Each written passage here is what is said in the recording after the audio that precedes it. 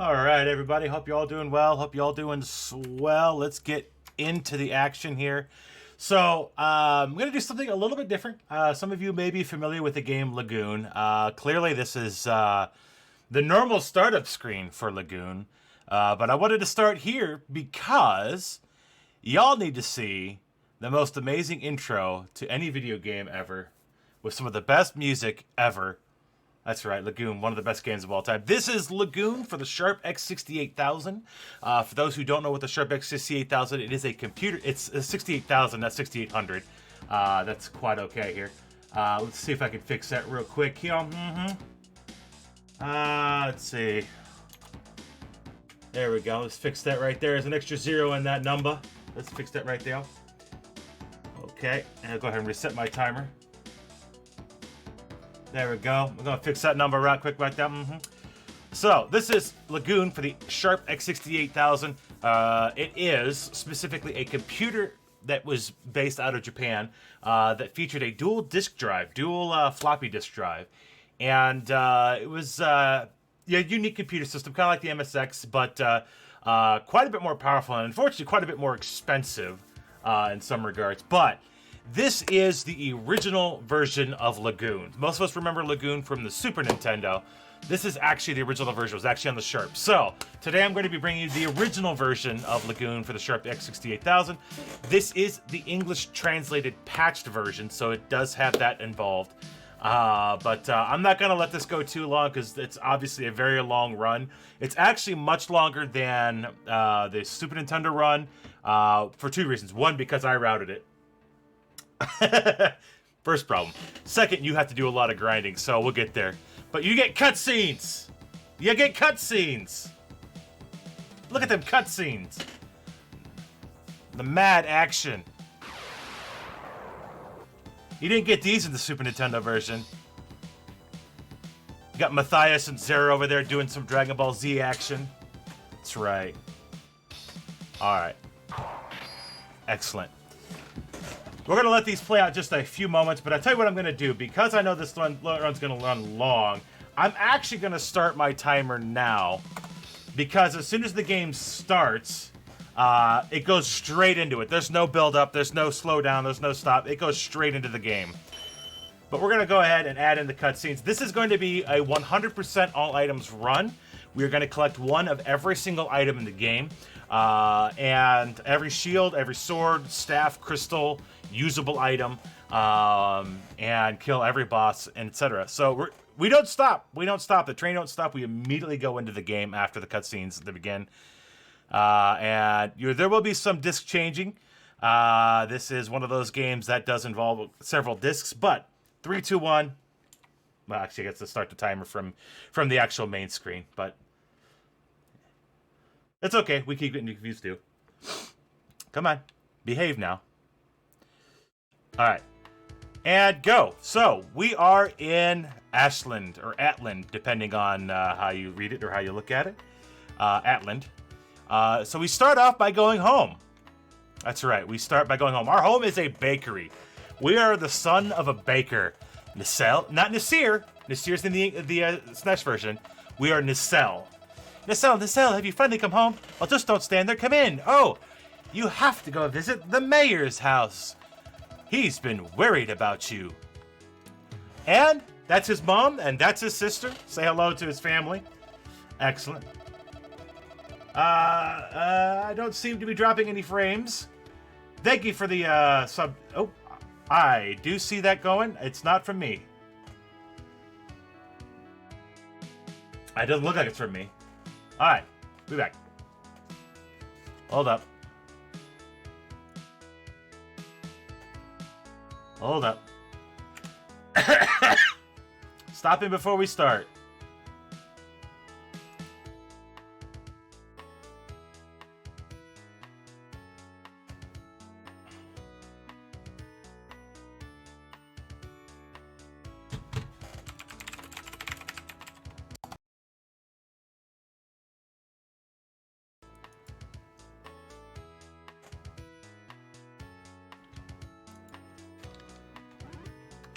Hold on.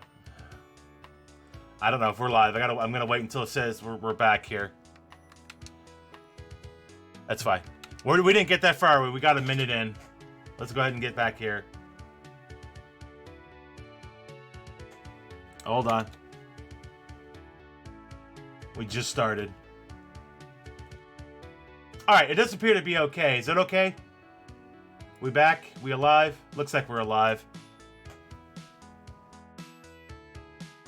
Yeah, it's not on... I don't think it's on my end.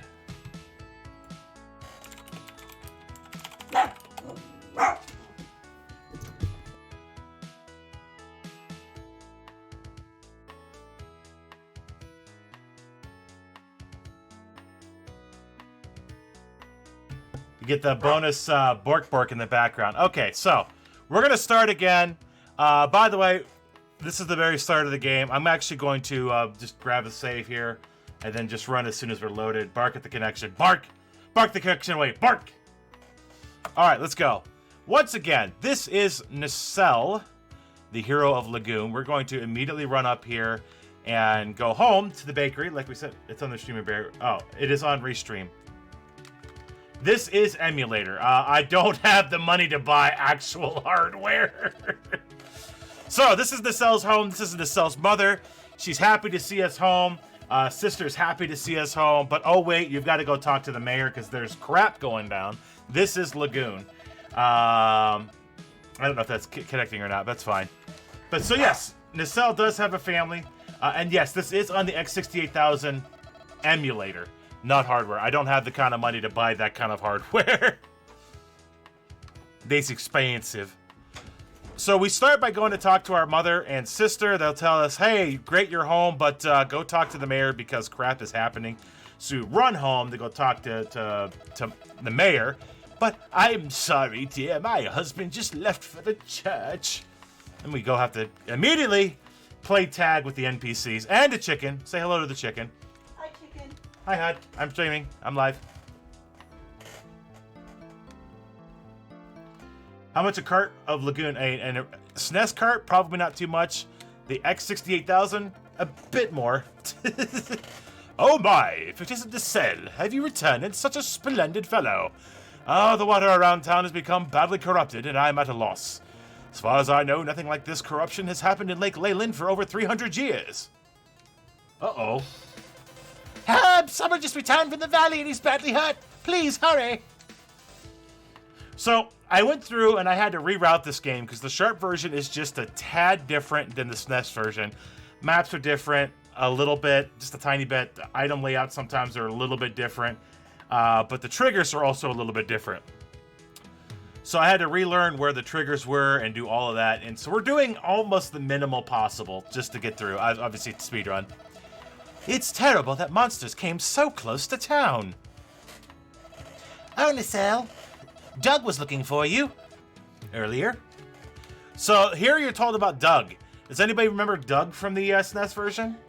No, you probably don't because in the SNES version you don't talk to Doug. Doug doesn't exist. But this is Doug's home, so we're going to go talk to Doug. And this is Doug. Hey, Nacelle, have you heard? It's awful. Apparently Giles is still inside the cave. His legs were hurt, and so he didn't get out in time. He'd gone to the elf town to look for medicine. Yes, good news.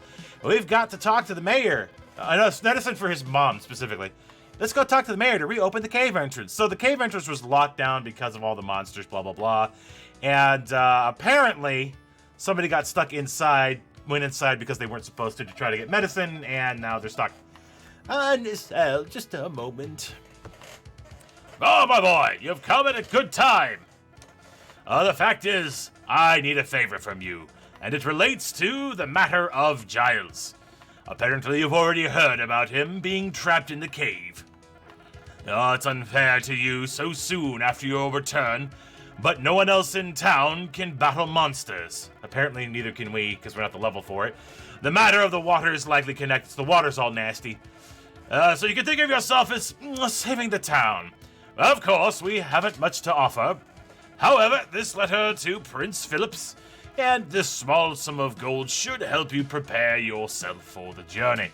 Good luck. I'll see that the cave is opened. Be sure to have your equipment ready when you depart. All right. And so it begins. So you may see some things change immediately from the SNES version. Mainly because the battle system in this version of the game is oh, you know what? I'm just dancing in town now. It's fine. It's a mite bit different. So I actually had to reroute the game just a little bit from the SNES version, but by and large, it's fairly similar. We'll explain the differences as I go along. So I got to go buy all of my gear. Now you've already got one. You already got one. Ah, it's very nice. Now go away. So we do buy the full onslaught of things because we do need our gear. We're going to go ahead and equip our gear as we would normally. And we're going to run off to the cave and do things in the cave. Amazing. Fast. Quick, fast, in a hurry. So this is Lagoon. Your majority of your game is going to look very similar to what you're about to see. But before I start, I'm going to go ahead and save over my save.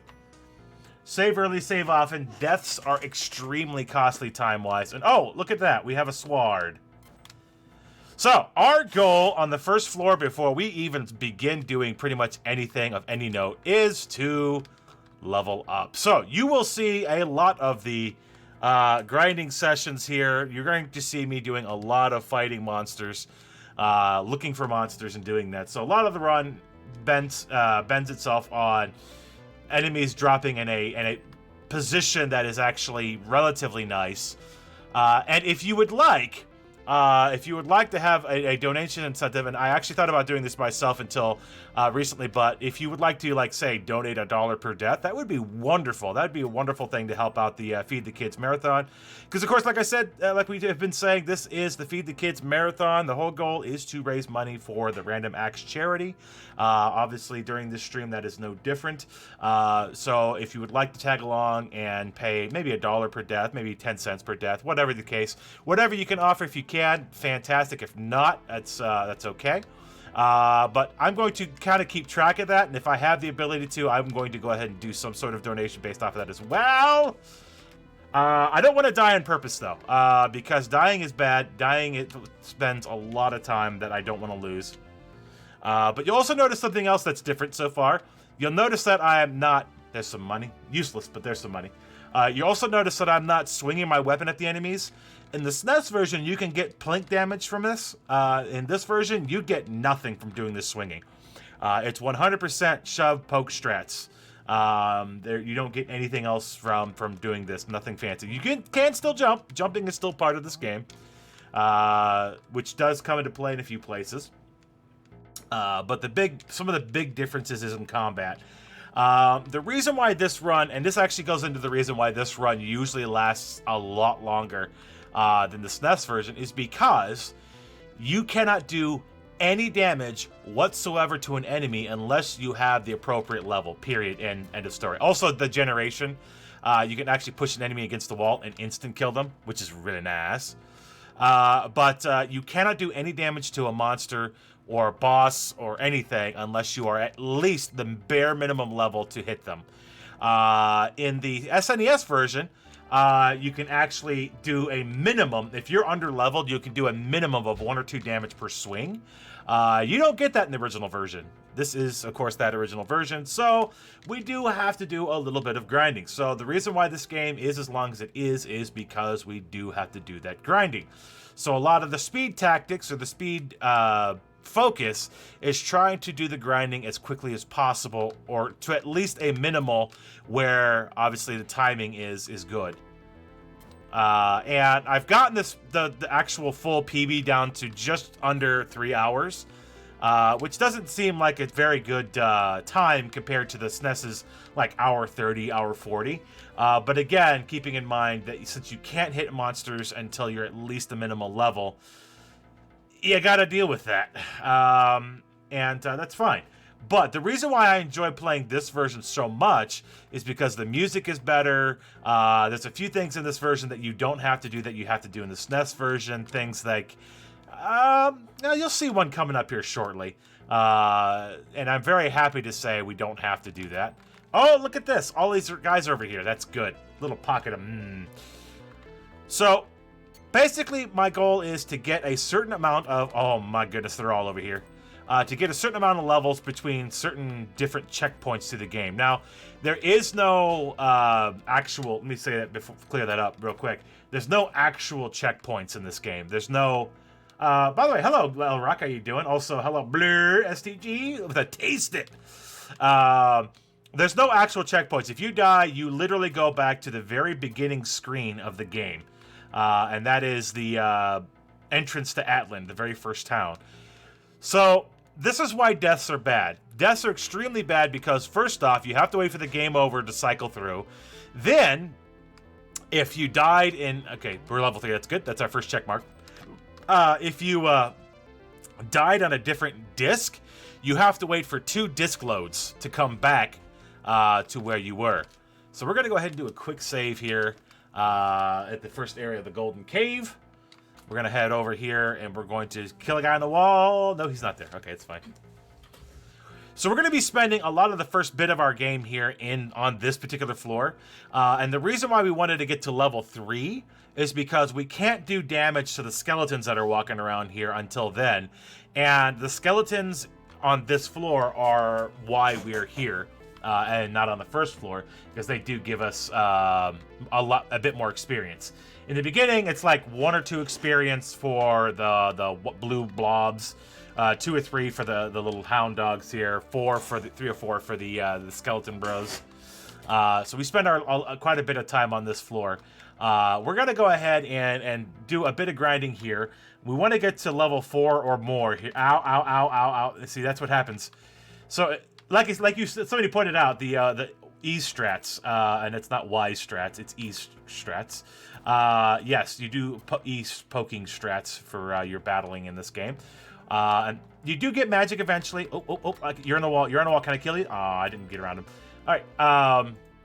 But you do the stab strats here, and it's how you play. And you've got to be very careful not to run out of life and die, because dying in this game is extremely punishing. Not only because you lose all the progress from the last save, but you've got to do all those extra loads to get back. So what we are doing now, we're doing a little bit of grinding, and we're popping around this part of the cave because we're eventually trying to find, and I know where it's at, I'm just kind of doing this to grind, and I'll explain the method here in a minute. Mispronouncing it like that would not be ease. Yeah, it'd be wise. It's different. It would be wise not to mispronounce ease. Lol. For ease of use. I saw that. Took me a second to see that. I didn't scroll up. I actually can't scroll up, so I appreciate the play on words there. So the reason why we're doing what we're doing here is because we do need, like I said, a minimal level to be able to beat certain enemies. And essentially, any time that we can take to go kill a bunch of enemies for experience, we're going to be doing that. Once we hit certain thresholds, enemies will pretty much no longer hurt us. Even these skeletons that are just pinking us back now are going to do basically nothing. We're barely even touching the devil dogs here, and they're just disappearing. So even if I stand here and he pushes me against the wall, it's not going to hurt me because he's already not able to do damage. But you want to take advantage of shoving enemies into the wall to kind of burn down their health. You want to take advantage of being as off-center with an enemy as possible, so you can take as little damage as possible. Thank you for the hosts, by the way, and the follows. We appreciate that very much. So we are level 4. So we got the item on this floor that we were after, technically, although I was after the experience primarily. And that's the potion. So that's our first usable item of the game aside our gear. And we're never going to use the potion for ourselves. We actually got this potion specifically to help our good friend Giles at the top of the mountain outside of the Gold Cave. We're never going to get a second one because we don't need it. So we're going to get it, and it's never going to happen again. But because my definition here for 100%ing this is getting at least one of every item as we go through, aka we've just picked up the potion, is all we needed to do to fulfill that for this. So we've got our potion. We're level 5, which is fantastic. That's actually a little farther than I needed to get for the second. But we do eventually need to get to level 9 before we even fight the first boss.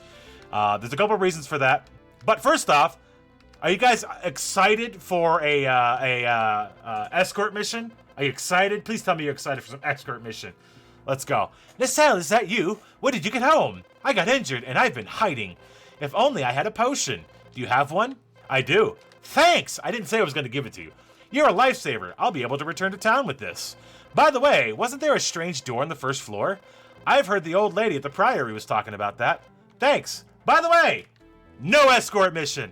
Ladies and gentlemen, the original version of this game does not mess around with escort missions. So long, Giles. You got this. He'll get back there on his own. He'll be fine. So that's right. One of the biggest differences is not only escort missions. We don't do those in this version. But also, because of that, the story is different. One of the enemies that we see in the SNES version of the game, we never see in this version. Y'all remember that warping boss? When you hit them, they just warp faster and then warp faster and warp faster. Guess what? We don't have to fight that boss. It doesn't exist in this game. So that one's also gone. You remember Thor, your buddy? Good old buddy Thor. You were raised together, except he was raised the dark side. You were raised the light side. You remember Thor? Yeah, he's not your buddy in this game. He's never your buddy in this game. He does not pretend to be your buddy. He's not your friend. And you don't go looking for pendants for him.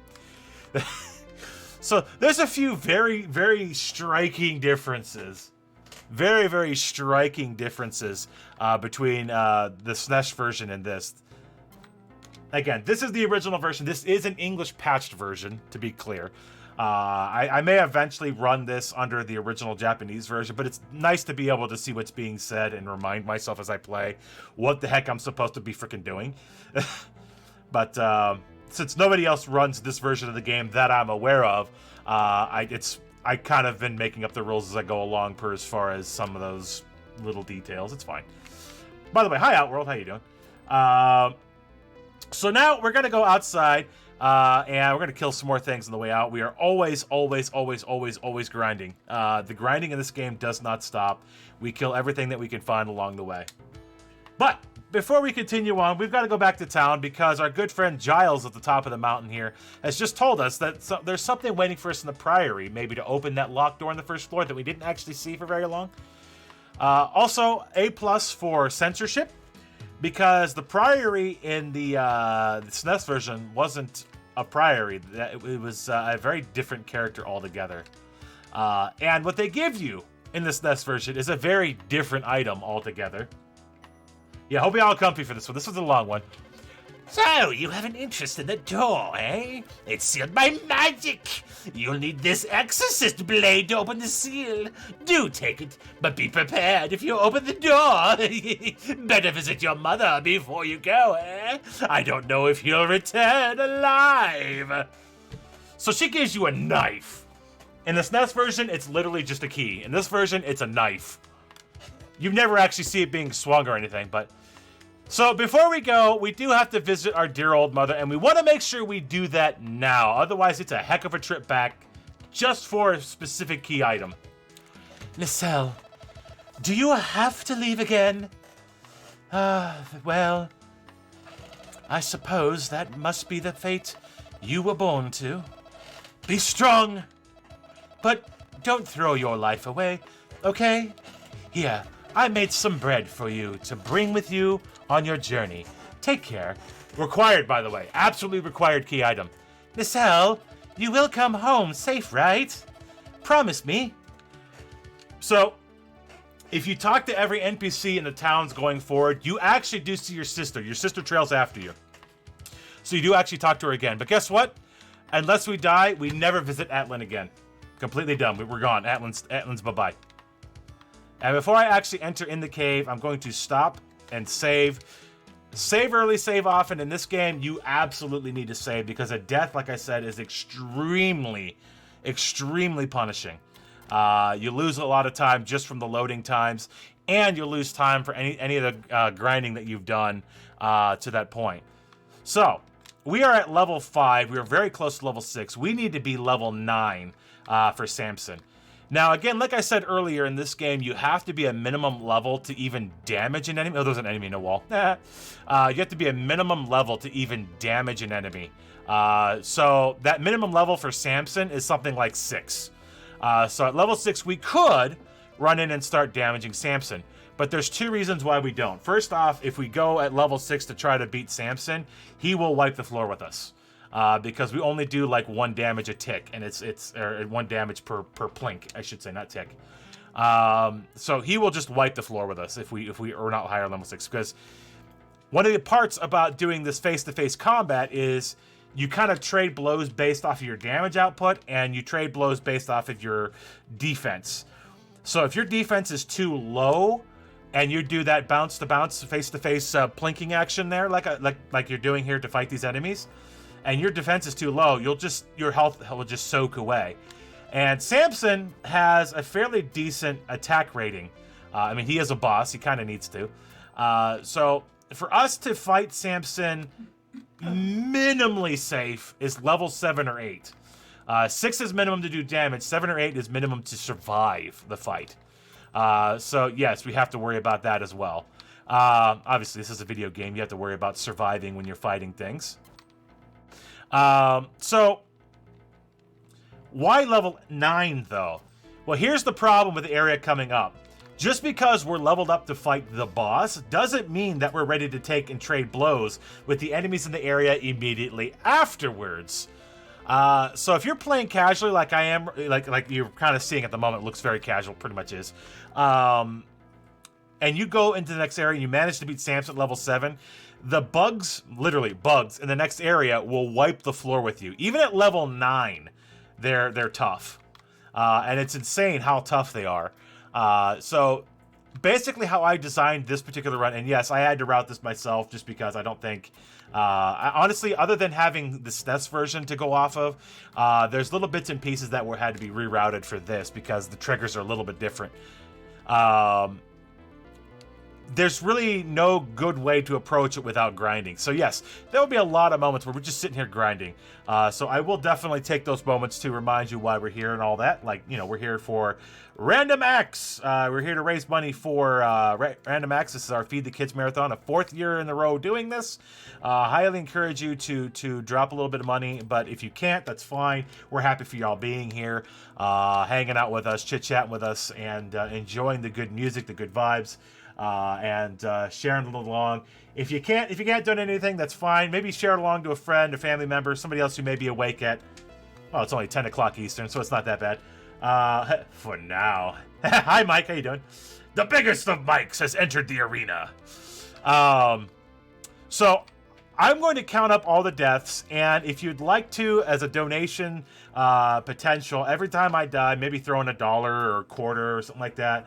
But wait till the end of the game, of course. I'm going to rack them up, count them up at the end, and depending on what the total is, I'm going to probably drop some as well. Can't drop a lot, unfortunately, because, you know, it's what it is. But, I mean, do what you can, if you can. If not, that's fine. So far, no deaths, although I came really close tangling with some of these Skelebros. So, we're going to go up to level 9. Level 9 is a very good balance. One, because it makes Samson butter. Hot knife through butter, easy. And it preps us enough to get a single level in the field afterwards, because if we don't do that, then we're going to be in trouble. Because we immediately go through the field to the castle, because we need some of the gear that's in the castle, some armor, shield. We don't get the sword immediately. We have to beat the boss to get the next sword. But we're going to tangle with that boss later. So level 9 is a good balance from here, and then we're going to get level 10 in the field. Anything else that we kill along the way is just A-okay, because we're going to spend some time running around. Now, there are very good spots in this game to grind, and the reason, like I said, here, while I'm still here, instead of going to the next area for the high experience, is just because the ease of gaining that experience. And some areas are extremely convoluted in the layout, so it makes getting enemy kills very, very difficult. And this area, they kind of like to bunch up. So another thing, obviously, gonna move on, keep moving, keep talking about the pieces and parts of this game. I don't know how it is in the SNES version, but in this version, the enemy spawn points are all predefined. So enemies have different places on the map where they can spawn. However, which one of those it uses is completely random. So there's the RNG factor. Where they spawn, which one of those spots are used is completely random. So what happens is, as you kill enemies, 9 times out of 10, and I said that the last time I ran this, 9 times out of 10, enemies cannot spawn on the screen. It's happened before. It doesn't happen very often. It's usually pretty good about it. Like if you're running like I am, you kill an enemy like this and step into the next screen frame, enemies could spawn in front of you. And that's fine. That's not necessarily a bad thing. But generally they'll spawn somewhere else in the map. Now here's where things get interesting, and knowing this game ahead of time is that unless you're kind of looping around the entire map, what can happen is that enemies can pile up on a very specific part of the map. So if you say, go over here to this loop in this corner and just keep doing this loop over and over again, eventually the enemies won't be there anymore. You can see right now how many enemies are here. Because I went everywhere else long enough, all of the enemies over here just kind of began to pile up. So you could literally have every single creature on the map that you're on pile up in one corner of the map. So in a lot of areas, you really have... Look at this. Look at all these enemies. This is a very nice nice spread here. You really have to move around the map, because if you don't, level 7, we're getting there, you're going to miss out and you're not going to get the experience. So you absolutely have to keep moving. You have to keep circling the maps to kill all the enemies, because if you don't, you're probably only going to find 1 or 2, period, because you're just going around the same part. So part of the strategy of this is you've got to cover the map. And that being said, again, back to the reason why I'm still here, this map has a relatively simple enough layout that looping it's fairly easy. The enemies are easy enough. The experience is acceptable for this particular point. Me pushing on past this, it makes more sense to just get the levels that I need here and then move on. Because once you go on, the bugs in the next area are only worth 1 or 2 more experience, but you have to cross the gigantic map to find them. And it becomes less and less worth it when you have that kind of a layout. Obviously, more experience is better, but if you're not finding the enemies, then you're not doing yourself any favors. So that's why we hang out in certain areas. There is 1 or 2 spots in the game that are phenomenal for grinding, because you can visit pretty much the entire map in 2 loops. Here, you have to kind of do weird crisscrossing, weird going back and forths. Retreading the same ground. You're looking for these enemies. They're just not spawning. They're just not where you'd hope they'd be. So you've got to do some serious, retracing your steps. But there's a couple spots and a couple areas that are really nice because you don't, and it's just so good. It's so good. So we do a lot of our game grinding. This is the first major grind of the game. There's at least 3 major spots of grind in the game, although we do grind in every area at least a little bit for at least a level, if nothing else. But there's 3 major grind spots. The first one is probably the one that takes the longest, to be fair. And the second one is at the top of the next castle. So yeah, it takes a little bit for the grind. It is a little slow, but this game is a very, very easy game to pick up. The only thing that's really only confusing thing about the map, let me try that again. The only confusing thing about the game is the map layout. I do have maps over here on the side. I have run this game a few times now, and it still helps to have the maps on the side so you're not getting completely confused. And for reference, the maps I'm using are for the Super Nintendo layout. They are not all the same. There are a few areas where the map is actually a little bit different. But again, by and large, the map is pretty much, I'd say about 90% similar to the SNES version. So if you're familiar with the SNES version, most of this is fairly similar. The biggest difference is where the items are actually placed. And that actually makes a huge difference in the next major area we're going to. Because in the SNES version, they made it a lot easier to get the things that give you that survivability than this original version. This original version, though, they don't pull punches. You have to go deep into a place that you shouldn't be to get the things that you need, just to continue. So, again, that's another reason why we grind so much so soon, because we have to. So I hope you're all having a good day. Hope you're having a good Thanksgiving. I had a great Thanksgiving. Went over to my mother-in-law's house. We had some turkey with some bacon on it. Oh, bacon juice. And biscuits. So, yeah, it was a good time. Good stuff. Love it. Hope you all had time to visit with your families, your friends. And if you didn't, that's okay. Sometimes spending a day alone, spending the season alone is also a good thing. There's nothing wrong with that either. But I hope you all had a good day. I hope you all had fun. we're just in day one of this awesome marathon. I love being a part of this marathon because anytime we have a chance to raise money for a good cause is phenomenal. Because it's horrible having to be without food or having to constantly be fighting for that next meal and constantly be in that mode where I don't know when the next meal is going to come. I don't know. I don't think I have the money to make the next paycheck. I don't know if I'm going to be able to go to the store. I'm not going to be able to get what I need. But even more so when it's kids involved, it's never a good thing. And I know that we celebrate today as a day of Thanksgiving. We celebrate a day of being able to enjoy time with our friends and family and just enjoy some heckin' good food. Usually, hey, you know, if it's pizza, that's good too. Actually, I had my Thanksgiving with my my family, my side of the family, on last Saturday, and we had pizza, and it was fine. Pizza and wings, it was great. It was perfect. Doesn't have to be turkey. Doesn't have to be a meat. It can be pizza. It can be anything you'd like it to be. But you're thinking about how thankful we are for the things that we have and the opportunity to go out and buy a pizza. I mean, that's an amazing thing to be able to do. Not everybody gets that opportunity. Not everybody has the ability to just say, I'm going to order me a Domino's pizza or Pizza Hut or whatever you have in your area. Not everybody can do that. And you got to remember that there are people out there who don't even get basic stuff. Basic meals, and they have to fight every day just to get a little bit. And this marathon is just our way of being able to say, you know what, we understand, and we're going to give up a little bit of what we would use for ourselves for someone else, because that's what matters. And that's really the true gift of Thanksgiving. That's the really true thing to be thankful for is things like this and people who give those amounts. So while you don't have to give anything, and it's super appreciated, I mean, we super appreciate you being here. Any little bit that you decide to give through the marathon or during the marathon or otherwise is super, super appreciated. And if you let, there are some incentives as well when you do that !donate. There are actually some incentives to do it too. Bonus games. We have a lot of bonus games lined up. But they're not going to happen unless donations happen. So if you want to see some of those games, you gotta put some money down on those incentives. Or bid wars, if you want to see a certain team or a certain character or whatever the incentive happens to be.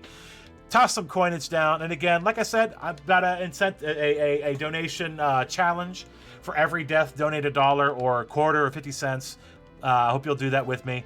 We'll see what happens. I don't anticipate a lot of deaths, so $1 is more than acceptable. And we pushed way past level 9, so we're going to go ahead and move now. We've definitely gone a lot farther than we needed to, and that's okay. Had a chance to talk to you guys and give you the lowdown about what we're doing. I know it's late. A lot of people are probably getting ready to head to bed. Some of us have to work tomorrow. I actually have to work tomorrow as well, but that's quite okay. And I actually really appreciate being able to do this earlier because I do have to get up and work tomorrow as well. But again, appreciate everybody that's here hanging out that can, chilling with me, listen to the hot jams. By the way, the music in this version of the game, this version of the game, highly superior than the Super Nintendo version. Highly superior. So, we're going to stop for a second. We're going to let our character take a breath so he can get his health back, because we do need to make sure we're at max health, just in case. Take a sip of that hot RGL water. That's not actually hot, it's just water. It's cold, it's fine, it's just regular water. The missus is like, what you got over there? It's just water. So I also want to apologize. If I do a lot of coughing, it's because I have some health things that are going on, so coughing's going to happen. All right, let's go. Let's kill Samson. Let's go. Swords out. Pink, pink, pink, pink, pink, pink, pink, pink, pink, pink. And there's his eye, and he's dead. That's why we go to 9. He's a cakewalk. And as our prize, we get the first of 4 crystals. The crystals, along with the staves, allow us to cast magic. Magic in this game works just a tad bit different than the SNES version.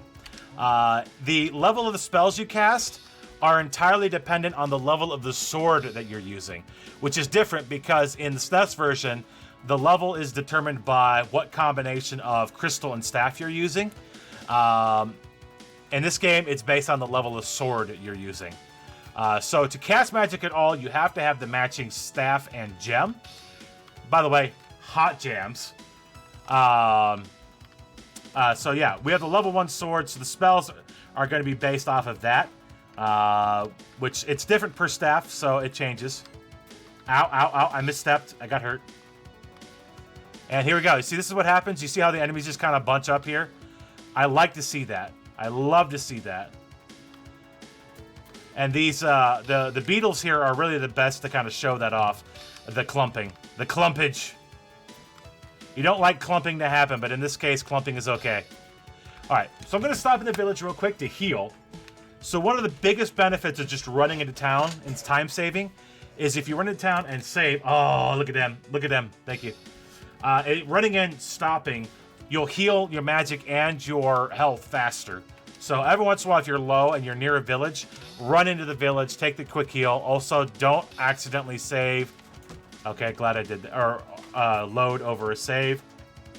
So right now at level 9, these guys can still do some heckin' damage to me. So we want to get to level 10, but we're not gonna do all of our leveling out here. We're gonna go into the castle and do our leveling there.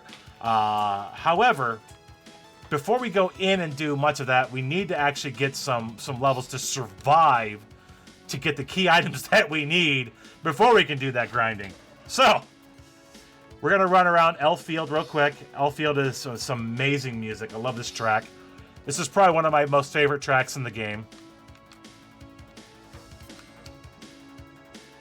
So another fun fact is in this version of the game, you can absolutely go back to earlier areas.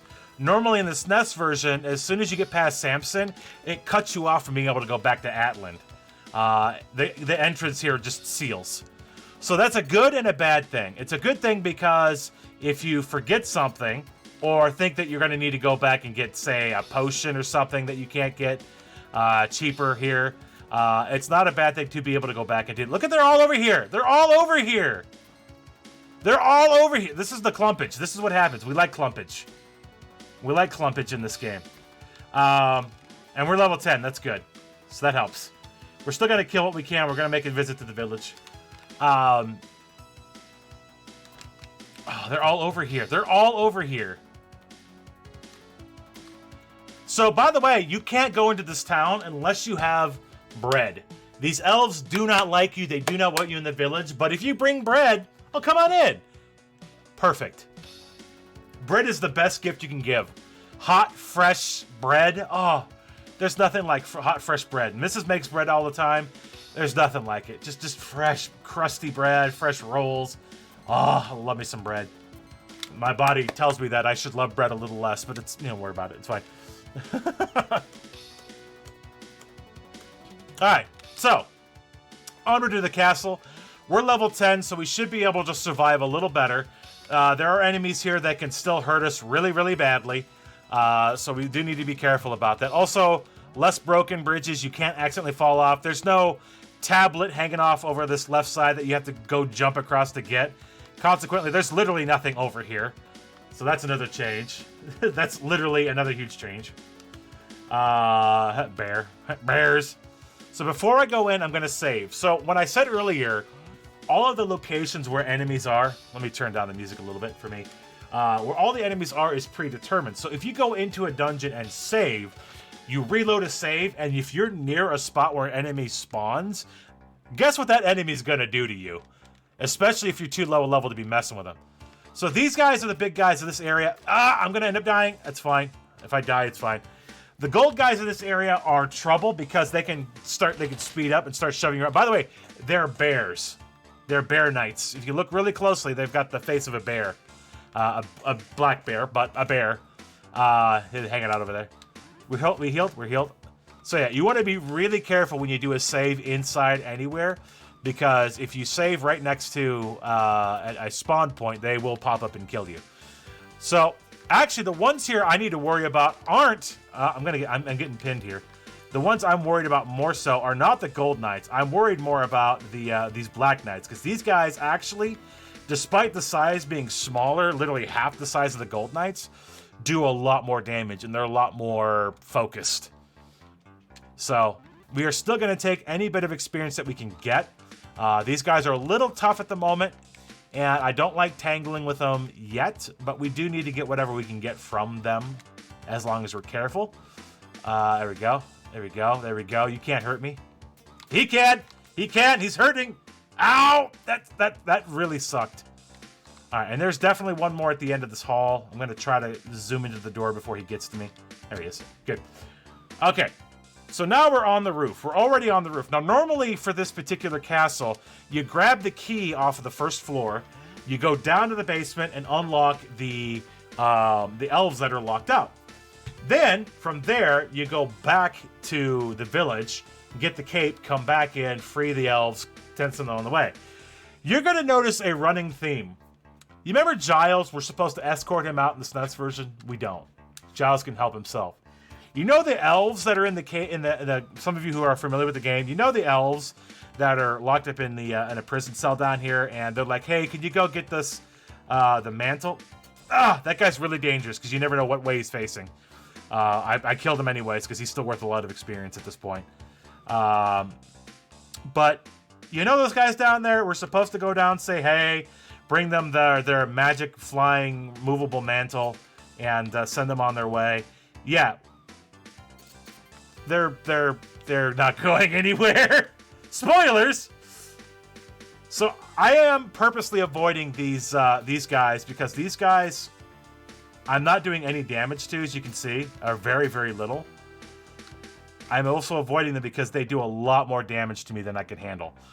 However, that's going to change super quick. Those clouds are extremely dangerous to do that to. Clouds, there's about 3 or 4 enemies in the game that you cannot tell what direction they're facing because they have literally one sprite. This is Lagoon for the Sharp x6800. It's on the screen above my face. But this is Lagoon for the Sharp x6800. This is not on real hardware because real hardware is very expensive. So we just got a shield. That shield is going to keep us from getting absolutely demolished by these guys. So now we can survive a little bit better pushing these guys into walls. We still can't do a lot of damage, but that wasn't the primary reason we're up here. Aside, 100%. We're trying to collect everything. All shields, all armors, all weapons, all rings, all usables, everything. I really appreciate you guys lining up for me. I really appreciate you guys lining up for me. Because if you didn't, there's no way I'd have been able to kill you. Also, be careful. You can walk off the side of some places in this game. But we came all the way up here to the top floor, to the very top right corner, the farthest heckin' point on this floor, just to get the prison key. Normally, in the SNES version, it's actually on the first floor, so you don't have to go nearly as far to get it. You don't have to tangle with these guys any sooner than you need to. And I am going to tangle with the clouds because, well, you know what? I don't have a lot of health. I really shouldn't be tangling with anything. And again, be very, very careful. There are some places where you can absolutely fall off. Okay, so you're going to be that guy. That's fine. We're going to push you down the way here. We are still level 10, so we're not really ready to fight these guys yet. Don't touch me. So we're just going to book it. We really don't want to mess with these guys, so we're going to book it. We're going to go to the entrance. By the way, all these extra NPCs, they're standing around. Oh, the key's on this floor. Oh, hey, the elves are in the basement. I don't care. This is a speed run. Although we spend so much time grinding, this is still a speed run. Gosh darn it. Gosh flapjacks darn it. Thank you. English. Also, if you're not spraying your monitor with spittle, then it's not a good stream. So we're going to stop here. Reminds me a bit of the old East game. So yeah, in this version, the original version of this game, you do have to do stab strats to fight the enemies. In the SNES version, you can swing your sword, and even if you're under-leveled, you can still do at least 1 or 2 damage every swing. If I'm not mistaken, somebody actually told me that if you are severely under-leveled, if you swing, you'll still get 2 damage every time. If you're level enough to actually start doing damage to a particular enemy, and you do stab strats, it's only 1 per hit. So if you watch this SNES run through, you'll notice that he doesn't really go. They really don't level up too terribly. I see what you're doing. They don't level up too far. Ow, ow, ow, ow, ow, ow, ow. I don't have the sword out. Yeah, I'm less worried about these guys now since I did manage to pick up the gold shield. I'm definitely, not gold shield, the large shield. I can generally survive a bit better against these guys now since I can actually take those hits. We are going to poke around because there is an item on this floor that we do want. And we are going to go ahead and just take a few enemies. So we're going to level up just the tiniest bit. Maybe take 11, 12. I don't know. We don't necessarily need to go too far here because we're going to go ahead and get a lot more later. But we are going to kill whatever's hanging around and going to let us kill it. Because, like I said, this is a game where you do need to grind. This version, you have to grind a lot. In the SNES version, you don't have to grind nearly as much, but because of the way this game works, you cannot damage an enemy at all unless you're at the minimum level to do so. So that's why, unfortunately, we have to spend a lot longer in this version doing the grind because there's no other way to do it. The best thing to do, the way that the speedrun goes, is to find the best spot you could possibly find to do it. And eventually, once you figure out where the best places are, per the progress, you'll spend more time in certain areas than you will others, just simply because the monsters are either easier or the layout's better for it. There's a couple places in the game that I do specifically because the layout is just so much better. Like grinding here is terrible because there's no, I don't know, congruency. There's no smoothness to the area to be able to loop through better. So it's basically just chuck yourself through and hope you find the enemies you're looking for. So we did get another item there, the Lightstone. Lightstone restores a small amount of magic. We can't cast magic yet, but we will be able to very soon. And generally speaking, for this run, we don't use very much magic as far as the actual magic spells like fireballs or tornadoes or earthquakes and stuff that you can do. And some of those spells are amazing to see. Nice little animations and whatnot. But we don't bother with those because most of our magic is going to be spent with rings. So in this game, very similar to Ys, if you've played the Ys games, Ys games, which is alluded to in the chat there, a lot of the strategy and playing of this game is very, very similar. The stab strats, the rings, you could say it's sort of like a spiritual knockoff of Ys, because it's a very similar game. In the SNES version, it's a lot more gimme, because they designed it a lot more gimme than this version. Where are we? We're at level 10. I'm going to go ahead and finish off grinding off this floor before into the basement, because the basement is our next stop, and we're going to get another very, very powerful piece of item early on, and it's just the next level armor. In this game, you cannot go without armor. Even at this point, level 10 with a second level shield, these guys can still throw me around like a rag doll. And that's not good, obviously. I didn't see you earlier. I'll come back to talk to you in a minute. So normally the keys, I think, would be like here. But as you can clearly see, there's nothing here. So on the first floor, I think in the vanilla, in SNES, it's like the keys, the shield are both on the first floor. The stone. Stuff like that, all on the first floor. Obviously, we don't find that all here. We did find the stone, but the keys and the shield weren't here. They were actually on the second floor, the roof level.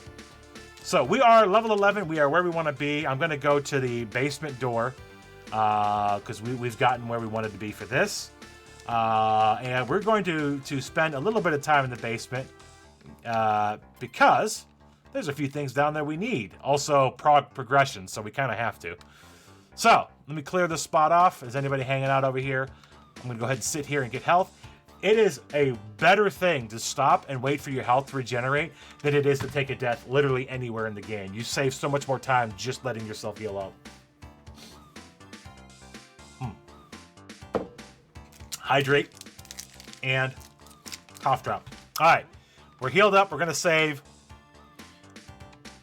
Be very careful. I have accidentally saved over my progress, or loaded out and saved over my progress on accident. It's a lot easier to do than you think.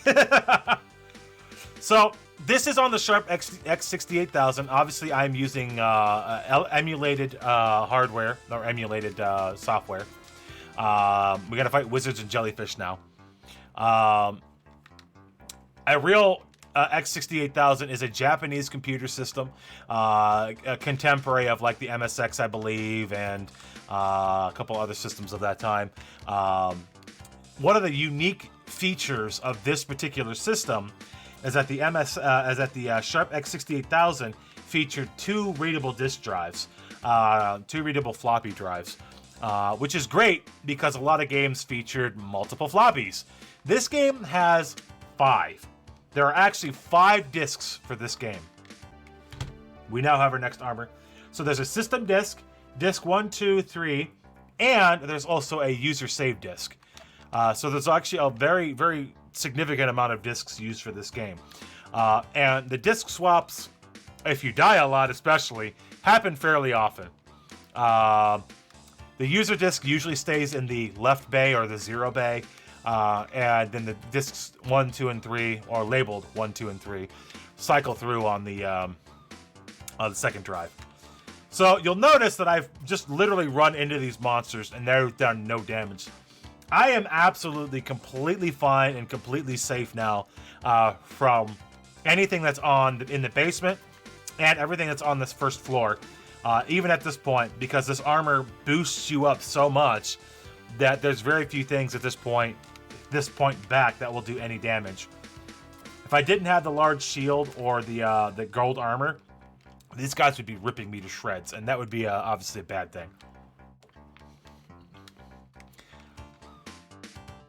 Right, left side. So we're also going to grab, normally I think if you're doing a sort of any percent or a low percent for this, you wouldn't be grabbing this chest and then the next one after, it's just money. There's literally only 2 times, even in the 100%, that you will stop at a store. Once is the very beginning of the game, because you are 100% required to, because you don't have a sword unless you've done it.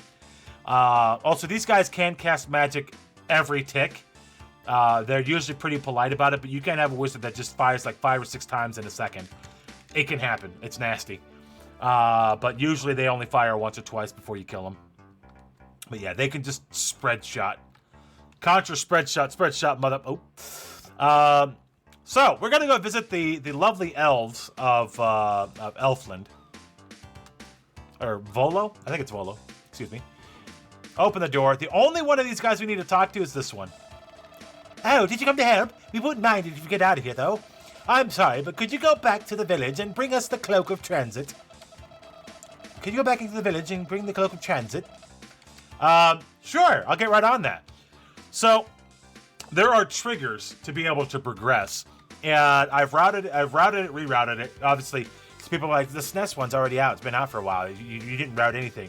No. The SNES version is very much a very similar game. But because of the way this one's designed, the original version, it works off of different triggers. So yes, you go to the same places. Yes, you fight the same monsters. Yes, a lot of the strategies are going to be pretty much the same. But the layouts are slightly different. The item locations are slightly different. The talk triggers are different. So I did actually genuinely had to reroute this game just to play this version. And I'm very happy to have done that because I really enjoyed this game, despite it being maybe less than popular than most RPGs of its kind. Most people are like, I have no idea what that game is. I've never played it. It looks horrible. You're not wrong. You're not wrong. But I played a lot of this as a kid. I played and beat this several times as a kid. And when I learned that this was the original version, the Sharp x6800 was the original version, I wanted to give it a shot. And of course, in addition to finding out all of the fun stuff about layout and whatnot, it has so much. The music is so much better than the original version. The SNES chip did a good job. The SNES remake is a very good remake. A lot of what's in the SNES version is very good. I'm not downplaying the SNES version at all, but the original version is so much better. I will say this though to aspiring players. The Sharp version was and forgive me for saying it this way, the Sharp version was an absolute pain in the ass to set up. Without a question, it was such a pain in the ass. It's after dark. Yeah, it's after 10. It's fine. I can say that. That's my one gimme for the night.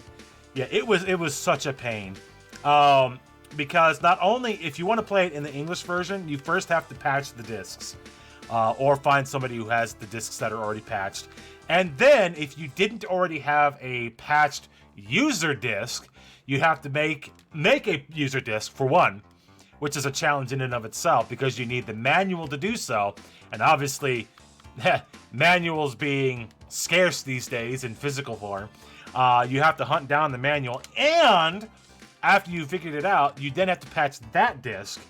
Then you have to figure out how to actually make the emulator work. Yeah, there's a lot of playing this version was not easy to start. Once it's set up, it's set up. But to top it off, some of the keys on the keyboard are, because it is a Japanese computer console. There are some keys on the keyboard, Japanese keyboard, that are not anywhere on a US standard layout keyboard. So you also have to map out the extra keys for the game. Now I'm using Joy-to-Key. Joy-to-Key is such a heaven sent for games like this, because if you're using a keyboard for this, heaven help you. Good for you. Good for you. But if you're playing this off of a keyboard, you need to remap keys. I mean, you're required to remap keys because there's basically control or function keys that are featured on an x6800 keyboard that, like I said, aren't on a normal keyboard. How we have like function 1, 2, 3, 4, 5, F1, F2, F3, F4, 5, so on.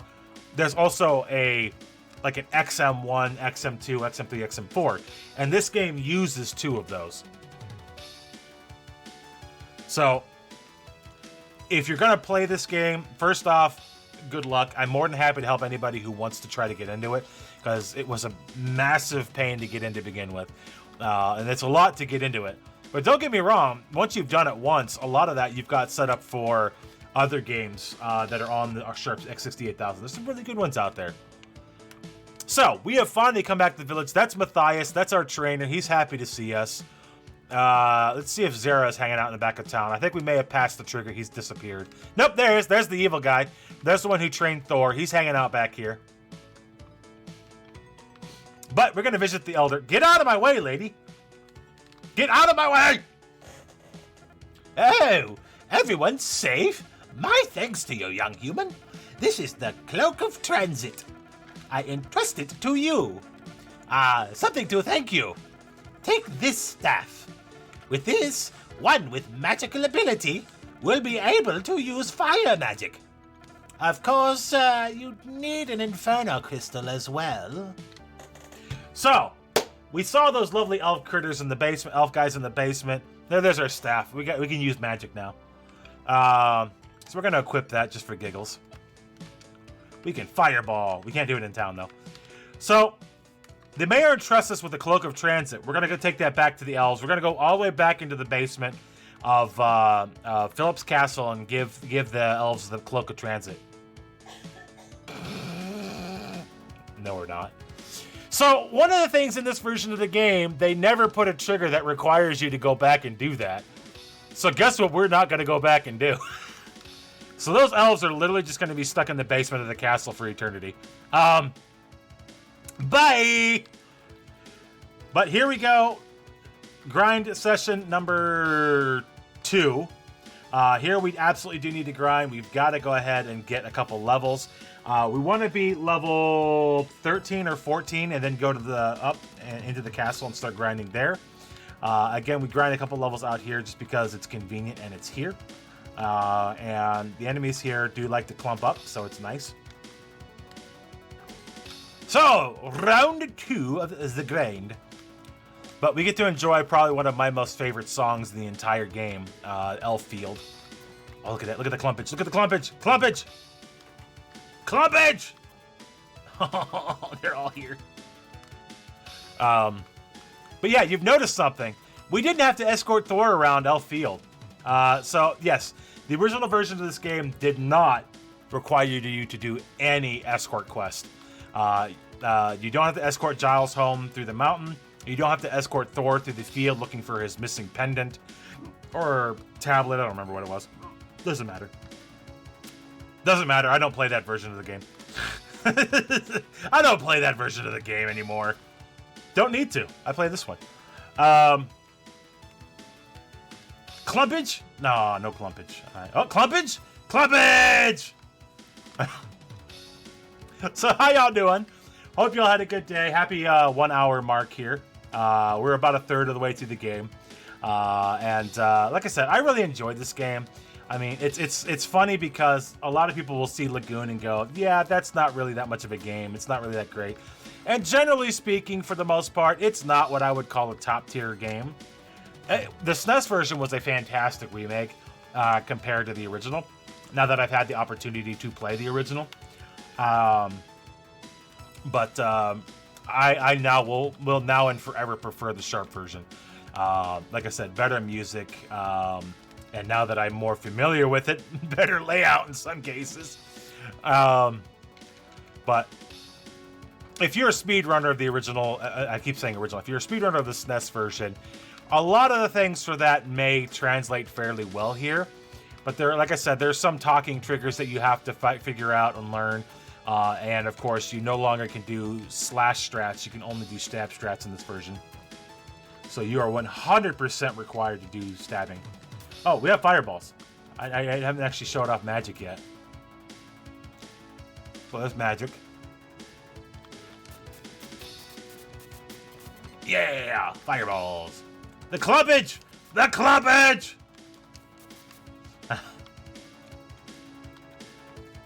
Some of these enemies like to move very quickly. The beetles don't move until you get close. So that's actually really nice about that. So you can actually see, I was talking about earlier, how enemy spawns. Doesn't look anything like Bahamut Lagoon. Much different game. Much different game. As I was saying earlier, this L field really is a good example to see how enemy spawns work. Like all three of those guys were on the same spot. The beetles don't move, so whenever you get on screen to where they are, you can get a good example of the RNG and per as far as the spawn points themselves, because enemies like to spawn in very specific locations. And general rule is they'll spawn anywhere on the map in one of those spawn locations as long as it's not on the screen. Sometimes if you're moving like this and you walk onto a spot as you kill an enemy, yeah, you'll actually run into a spot where an enemy will spawn on the screen, but it's very, very hard to do. But the other part is, and this is a good note for speedrunners if you actually do want to get into this version of the game, you have to keep moving. Because enemies can spawn literally anywhere on the map and clump up anywhere on the map. And if you're not covering the entire map, and quite literally the entire map, you are going to miss a lot of your grinding, your experience potential. You're just going to straight up miss it. Because you could have like 15 of these guys sitting in one corner of the map, and you don't see a single one anywhere else because you've killed them all, and the spawn just decides to put them all over there. So that's the biggest RNG in the game, is trying to figure out where the game actually dropped them. And like I said, those particular points are defined, but with a lot of monsters, they like to wander.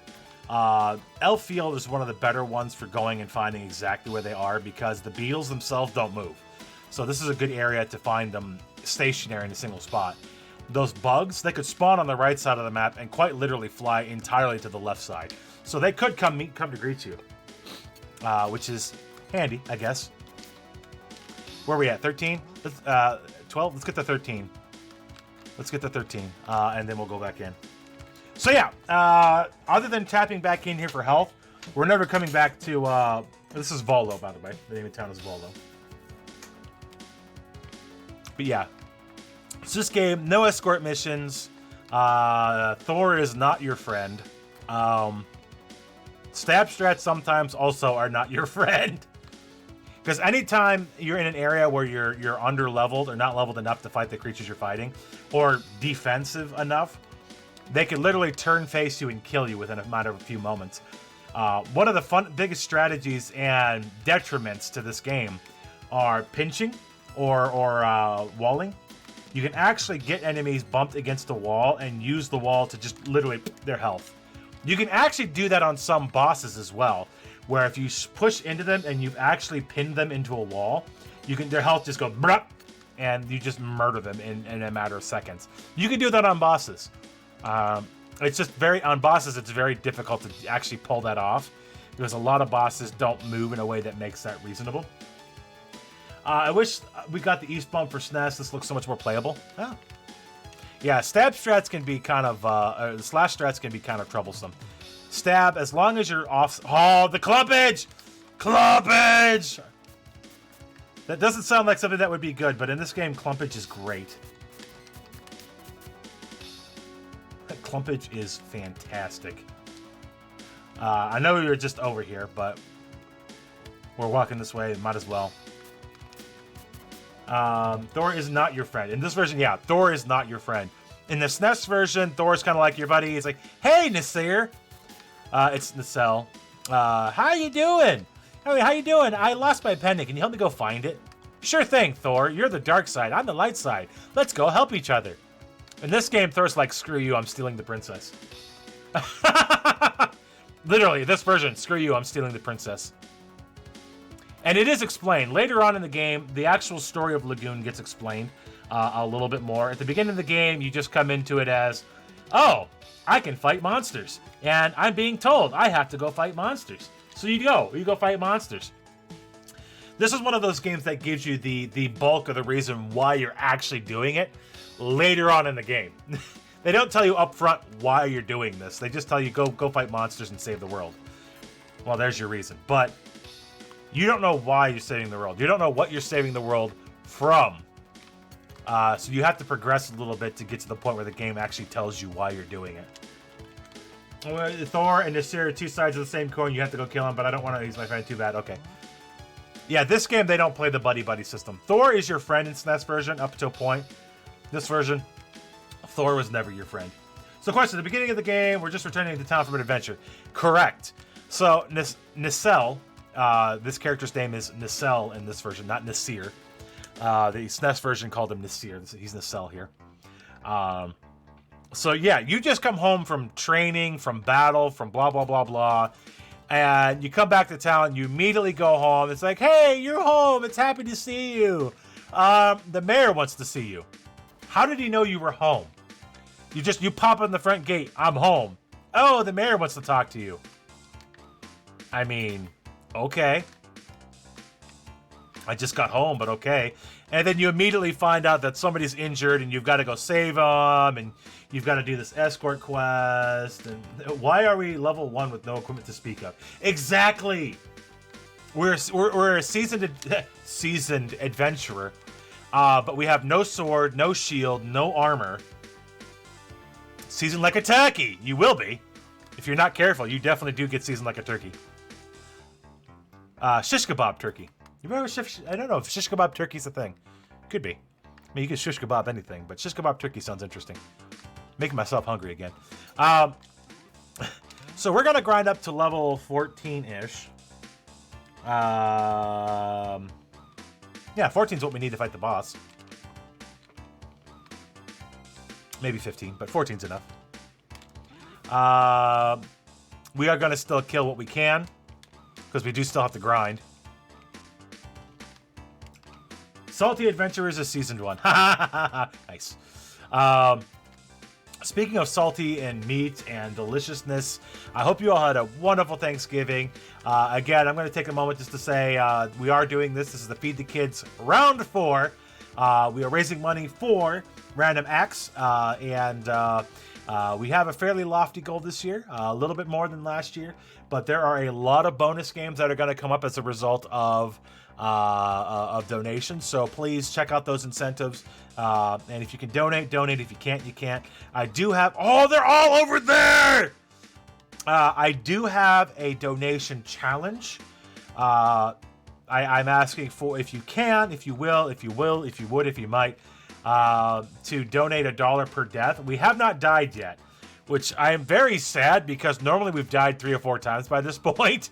So we're actually doing pretty well.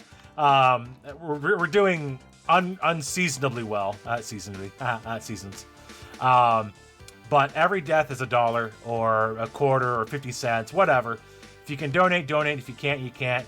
And if I don't die in this run, very unlikely, but if I don't die, maybe throw a $5 train, maybe $10 train, who knows, anything. If you got it, you got it, great. If not, that's fine. Apologize. I'm going to need that drink fairly soon. It's sitting right next to me. Where are we at? We are almost level 14. I tell you what, we're going to go to the top and we're going to go fight us a boss.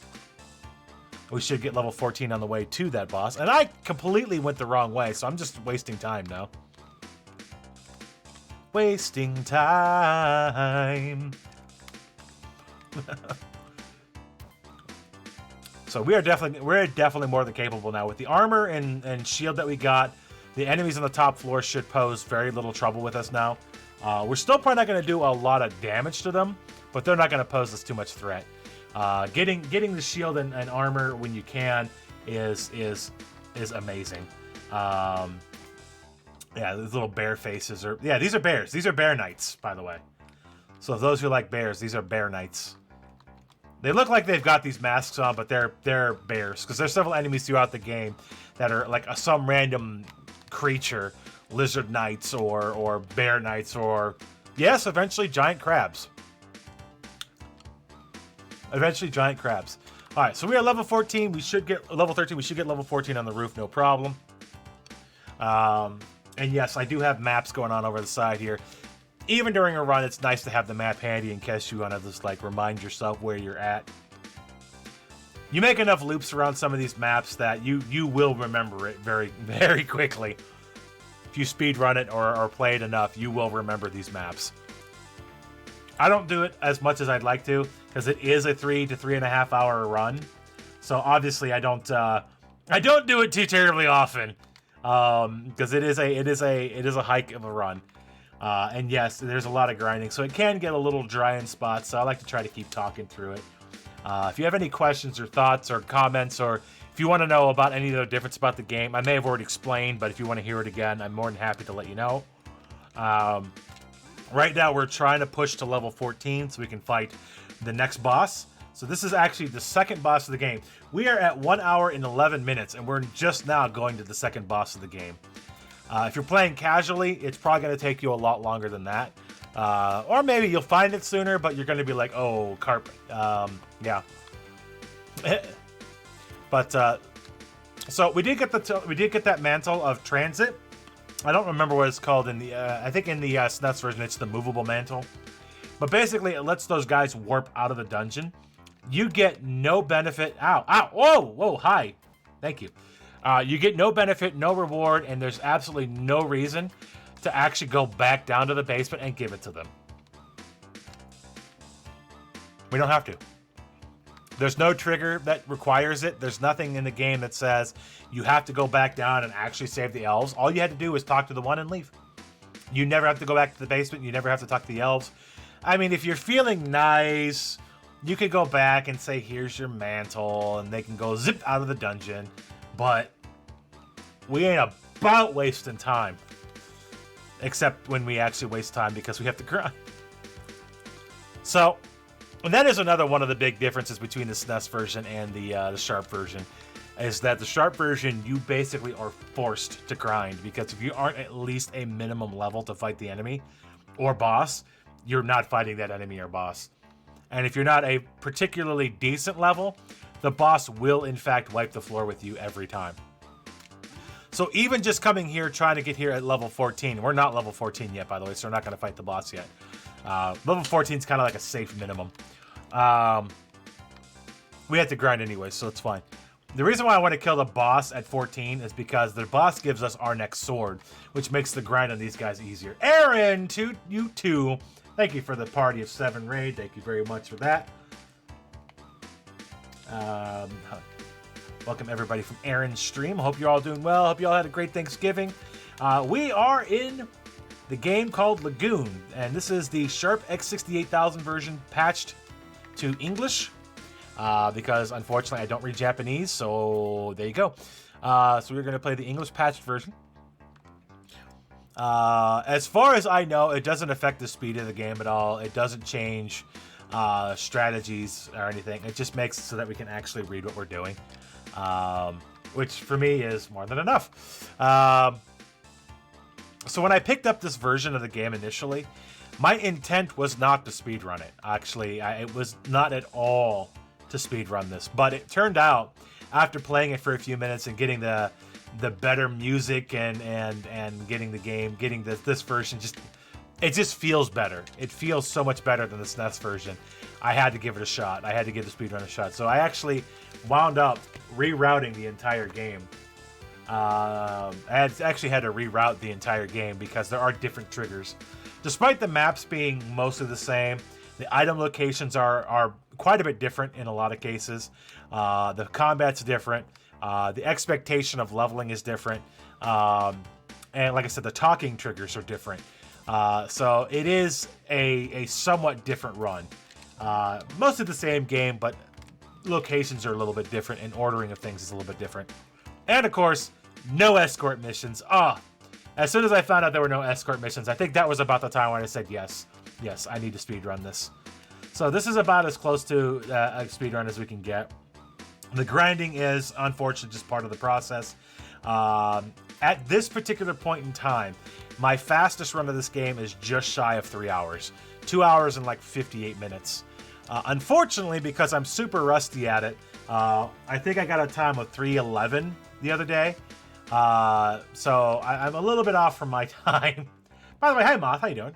I'll get you some Oregon Trail. There you go.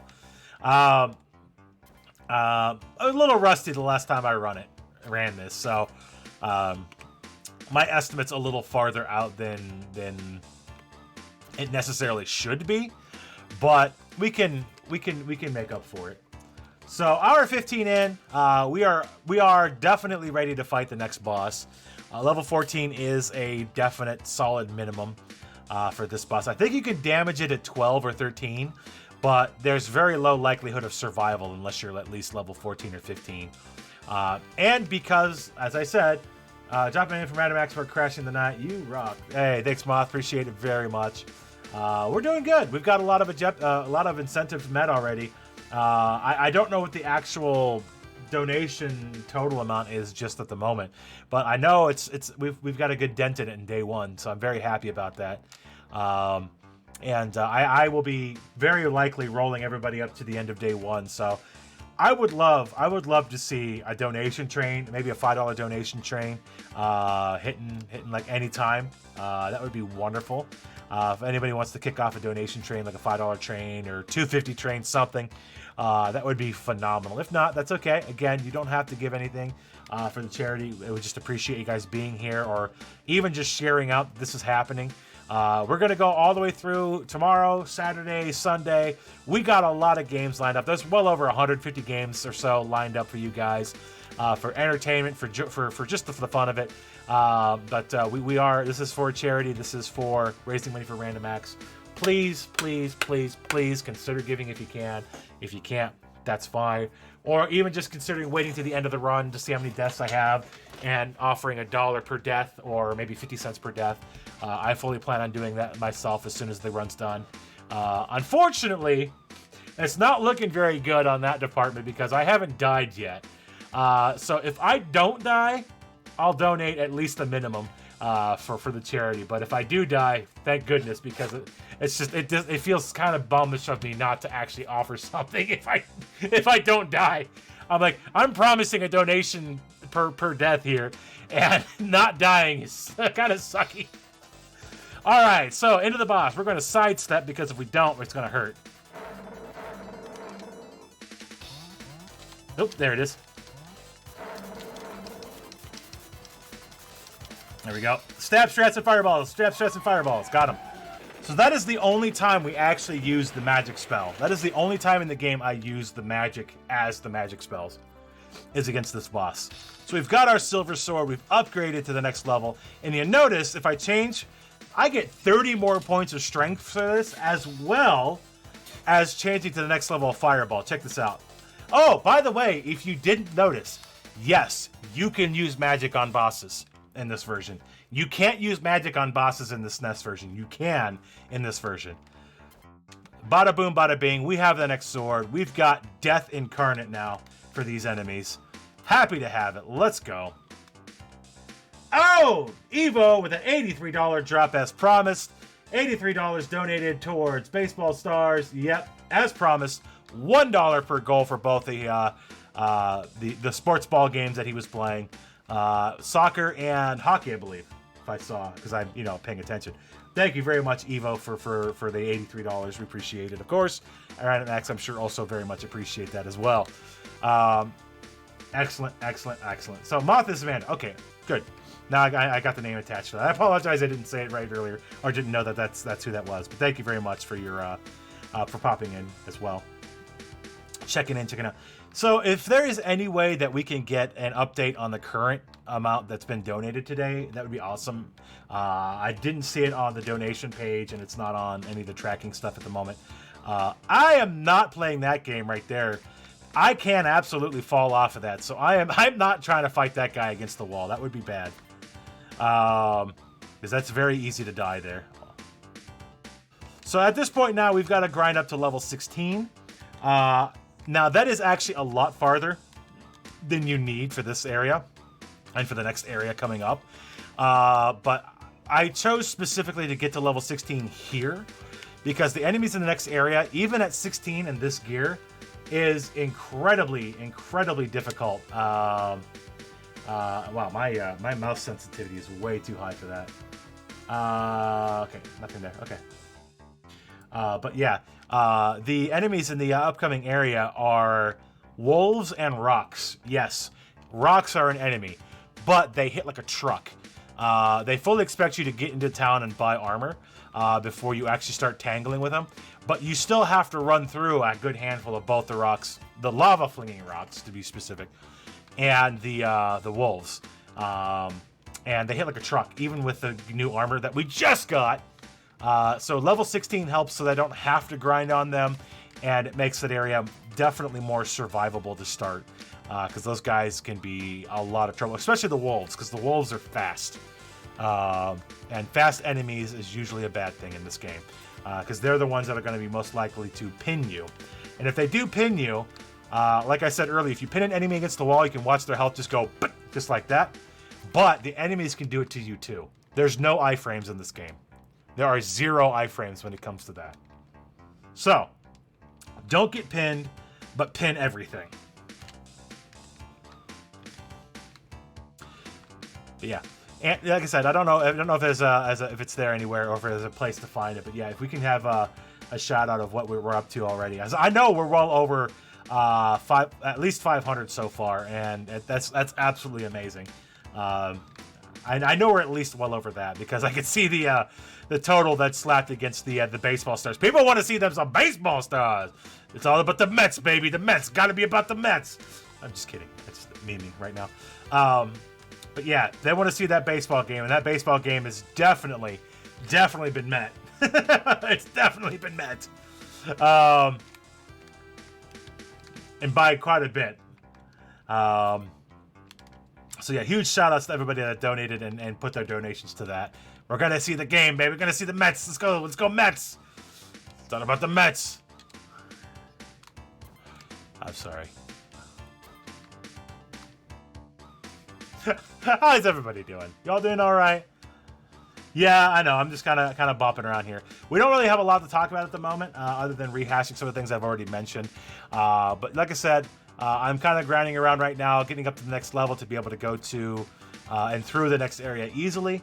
So for this game, to be able to beat the game, bare minimum level that you have to beat the game, as long as you haven't used your free life item that you get much later on, is level 32. And to beat it, if you have lost that, is level 33. Max level is 35. So we can go as far as level 35 in this game. Now, if we're going to do true 100%, true 100%, we'd pick up every chest, even ones that we don't need. But we'd also go and get level 35. Because at level 35, the game is cake at that point. The final boss is just such a weenie at that point. The difference between 2 levels on the final boss is 2 or 3 levels on the final boss is astounding. But you have to be a minimum level of 32 to beat the final boss. We will get to at least 32. Probably going to go to 33 to be safe. But depending on how much time we have or how we have left, I may just push it all the way to 35 because it's not really hard to make that difference. The enemies in the very last area are very, very juicy.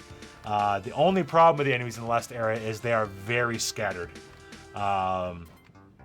And the area is not very friendly to a massive amount of level grinding. So we will get to level 32, probably 33, no question.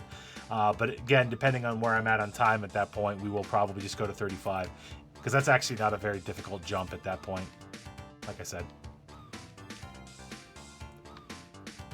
Also, shout-outs. I don't know if it's something just on our page or if it's available everywhere else. We have a CC button on our stream, and I can see the closed captioning popping up for when I'm talking. That's such an awesome thing to have. I'm really happy to see the auto captioning happening. That's such a great thing to have. For me, I like to watch, whenever I watch a movie or a television show or something like that, I like to throw on the captions because sometimes you can't tell what's being said. Or if they're talking and they're not showing their face when they're talking, it's very difficult to hear what's being said. So I love having the captions. I love seeing that down there. It isn't always the most perfect thing, to be fair, unless you're talking very, very clearly. It's not necessarily always on point, but it still helps, and it's really nice to have. So shout outs to Twitch or whoever added that to this, added it to the bottom of the stream, because that's really super useful.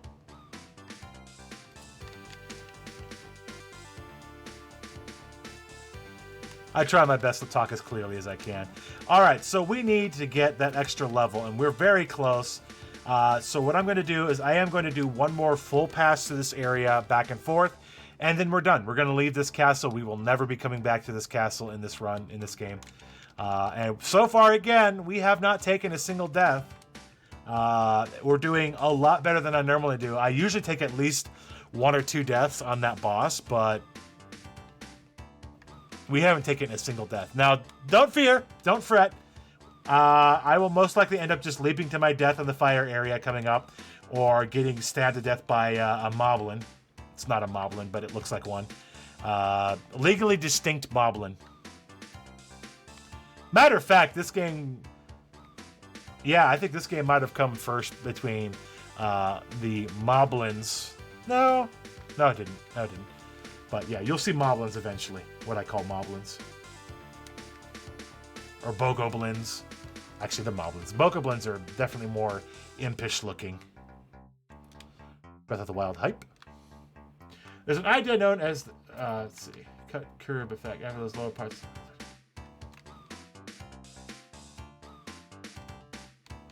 Well, yeah, illegally distinct. Yeah, there you go. Yeah, so yeah, it's curb cut effect. Basically, like you said, the idea of something that benefits a particular people ends up eventually benefiting everybody. Yeah, I'm not deaf, I'm not blind, although I'm very close on both, thanks to my multi-hours per day with computering and gaming. I'm getting close. I actually need new glasses at some point. These are shredded wheat. But it's very, very helpful, even for me, just to kind of see and hear what's going on. Now, granted, like I said, the auto captioning isn't always on point, but I'm trying to make sure that I'm talking as clearly as I can so it can try to do its best. So if you're using it, great. If you're not, that's okay.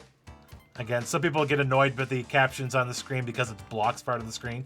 And I get it. It is kind of annoying. But for those of us who don't hear or see very as well, it helps a lot.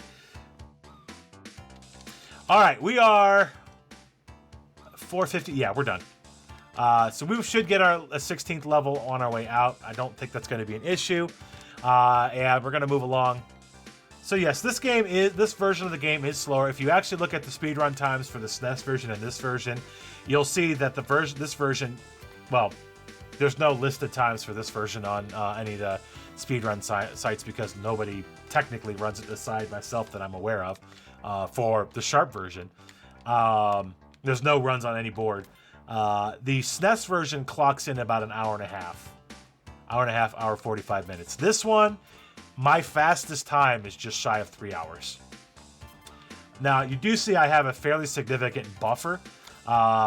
It's a little bit more than I expected to be on there, but there isn't a more significant buffer on this. Simply because anytime you take a major death, you lose all of the grinding progress that you do. You lose any progress that you've made. You have to do multiple disc changes usually to get to that reload point. And it's trouble with a capital T every time. But we've been very, very fortunate so far that we've not died at all, which is insane because I've usually died at least a couple times by now. Because it's very easy to turn and get trapped into a wall. Enemy can just spin around just the right time and pin you into a wall and just absolutely destroy your face. It's very, very easy, very, very quick, very, very unavoidable. So dying in this game is completely inevitable. It is inevitable, Neo. But it's very difficult to avoid those. Mostly because the instant deaths that can happen. If you get pinned against the wall, it's essentially an instant death. There's no way to avoid it. But we're well on our way. We're going to leave out of this area here very shortly. We're going to beep beep like a sheep and make our way out. Beep beep, I'm a sheep. I said beep beep, I'm a sheep.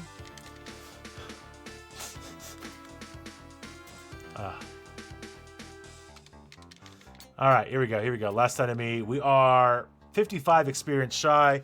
We will definitely get that walking out of here, killing some of these gold knights and gray knights. That is an easy get. So 49. Yeah, those guys are worth about 6 apiece.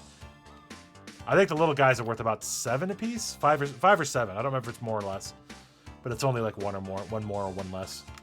But we do want to try to get 16 before we leave, because we leave from here, we go immediately to the next area, which is Dwarf Field, which has another banging track. I love the music in this game. I love the music in this version. Yeah, we do hear some of the music a lot because we grind in areas, but it's very good music. I love the heck out of it. It's wonderful. Where are we at? We are... Oh, I just jumped. 34, so we need 16? 16 sounds right. We should be able to get that fairly easy. Unless nobody shows up. There we go. I'm going to whip around the corner and kill this guy. And there's nobody in there, so we'll just move on.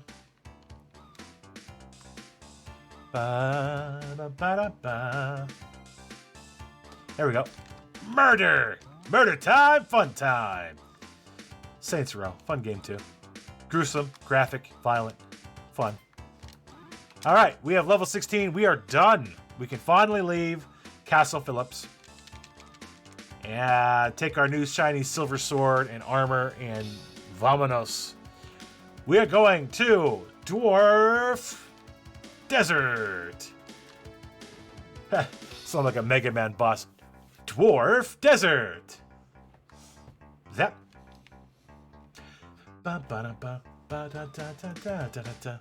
Okay, we're gonna save here. We don't want to lose any of our progress. So Dwarf Desert is definitely a different layout map-wise. There we go. Now you got your new music going on there. It's a different layout. Again, our enemies here are rocks and wolves. Lava spewing rocks and very, very quick wolves. However, as it appears, none of them want to play. Oh, we're going to get a death. There it is. Death number 1. Y'all got it. There's your first death. There's number 1. Someone wants to calculate up my deaths for me. That'd be wonderful. And you can see how long it takes to reload. I'm just sitting here waiting. There's that, and now we have to load, don't save. You will be very unhappy if you save over your save. It's very easy to do accidentally. So, nope, don't step on the teleport pad. So now we have to wait for another pair of loads.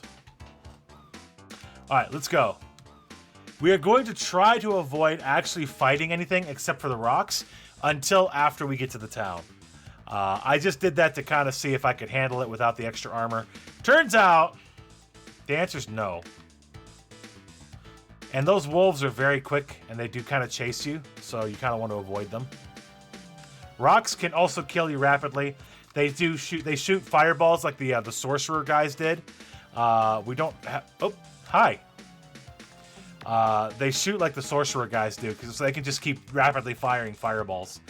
And it's very, very, very easy to have one that'll just decide to spam shot the fireballs and just give you a bad day. I don't want to fight you. Leave me alone. I don't want to fight you yet. Leave me alone. Leave me. Ah. So, we are now safe for this next area because I'm hearing dinks. Is that on? No. Is that on me? That's on me, not on me. Wifey, your phone's going to dink. So we're going to immediately come into the weapon shop and buy our... We're going to immediately come into the weapon shop and buy our Sonic armor, We literally just got the level 2 armor, and we're immediately replacing it with the level 3 armor. Now, the reason why we're able to do this is partially, and we're going to buy our elixir, so that covers our elixir for the game. Although we may pick up a few elixirs as we go along, that's fine. We were able to do that because when we were in the basement about 30 minutes ago of the castle, we grabbed about 600 gold. So that actually helped us purchase all of those things now, so we don't have to worry about coming back later. With the grinding, it's not normally an issue, but while we're in town, we're going to talk to this old dwarf. Oh, you're Nacelle. Your father told me about you. He's gone to the Valley of Lava now. He's located the legendary Moonstone. You should go find him as soon as you can. Oh, I almost forgot. I'd like you to have this staff. With this and a matching crystal, you'll be able to use earth magic. So again, another big difference in this game is that the magic, you can only cast magic as long as you have the staff and the matching crystal. The level of the spell is dependent on the weapon that you're using. So what makes that interesting in this game is that the red staff is level 1 with the level 1 sword. The green staff's level 1 spell is with the level 2 sword. The next staff is with the level 3 sword as your level 1 spell, and so on. In the SNES version, the level of the spell, I believe, is determined by the crystal. The element is determined by the staff. So it doesn't matter which sword you're using. So in this game, that does make it kind of annoying, because if you want to cast just regular 1 magic fireballs, you have to actually switch to the level 1 sword to do that. And in this game, given the way that the grinding and the damage works in this game, you really never want to do that. It's stupid. But what if you want to cast a level 1 fireball? Well, you're just kind of out of luck. You're not. So it's kind of annoying in that regard for this game that the level of the magic is determined by the sword instead. But yeah, I mean, it progresses though. The level 2 sword, if you have the level 2 sword equipped with the red staff, it's the level 2 spell. If you have a level 2 sword with the level 2, okay, I'm just going to confuse myself. The level of the magic is dependent on the sword you're using, is the short version. So I'm killing a few enemies out here in the field because, again, we always want to be killing enemies. We always want to be grinding. We always want to be gaining experience. Even if we're not going to be spending time gaining a full level, we want to make sure we're still getting it. So here is a place where I'm probably going to die at least once or twice. Welcome to the Jumpy Pits of Doom. Let's go. I'm going to YOLO the first time through. I'm just going to hold up and jump. Let's go. Yeet! Yeet! Yeet! Yeet! Yeet! Yeet! Yeet! Yeet! Yeet! Alright. Room 1 done. Room 2, I'm not going to do that because room 2 is a lot more dangerous. By the way, if you step off the edge anywhere, it is 100% dead, game over. There is coming back, reloading a save. But yeah, I do need to take my time here because these jumps are vastly more treacherous. And not only that, you have to do this twice. You have to do this twice. Because we revisit this area, so you have to come here twice. Alright. Because the game's not satisfied with you visiting the area once. Alright, and this, you see how big this jump is? It's the same distance on either side. Let's go! We made it. So we didn't die there. I'm actually quite stunned. So ladies and gentlemen, for the first time, if you've played the original game, you've never seen this, here is Nacelle's father. Nacelle, you're home! I guess so, and you're a big guy now! Significantly larger than your father for some reason. When I heard that you're the hero of the Moonblade, question mark. It's true, Nacelle. Listen, I found it, the Moonstone. By the way, your mother and sister are bakers, and your dad is a blacksmith. But the monsters around here are too strong, even for me. I got injured. You'll have to go for me. I'll wait for you back in town. It's up to you. Bye! He's just going to the grocery store. He'll be back. I'm sorry. I'm sorry, children. And we get our level 3 sword. Alright. So, our level 3 gear and the level 4 gear come a lot faster here in this area. I'm going to take the damage to get the kills. That's a lot of damage I just took, but it's worth it to get the kills. I believe those guys only spawn there. Oh, let's get you. Oh, I didn't get the credit for that. Those little flying heads are worth a lot of experience in this game. In the SNES version, you'll find that a lot of grinding happens on those dragon heads. In this game, they move so fast, it's very, very difficult to actually get the kill off on them. Get dunked on! I don't know if I got any of those. But yeah, in the SNES version, you'll grind on those to level up. Come on, come on, come on, come on. Oop. I'm not going to try not to die here.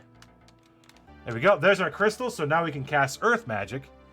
We'll go ahead and hook it up. We'll go ahead and hook up the Earth spell. So now we have Wind Blaster. So you'll see, if I go here, there's no magic at level 1, but there is at the level 2 sword, and then, of course, a level 3 sword. If you come here to that, you now have the Magic Firefall attack, which is actually pretty beefy. But once we get the level 4 sword, the level 4 staff, the level 1 staff can no longer cast magic. Ring of Defense. This is probably one of the most important pieces of important items in the game. You will spend most of your magic here on out, if at all, with the defense ring. There's one boss we use the power ring for, but it's absolutely not necessary.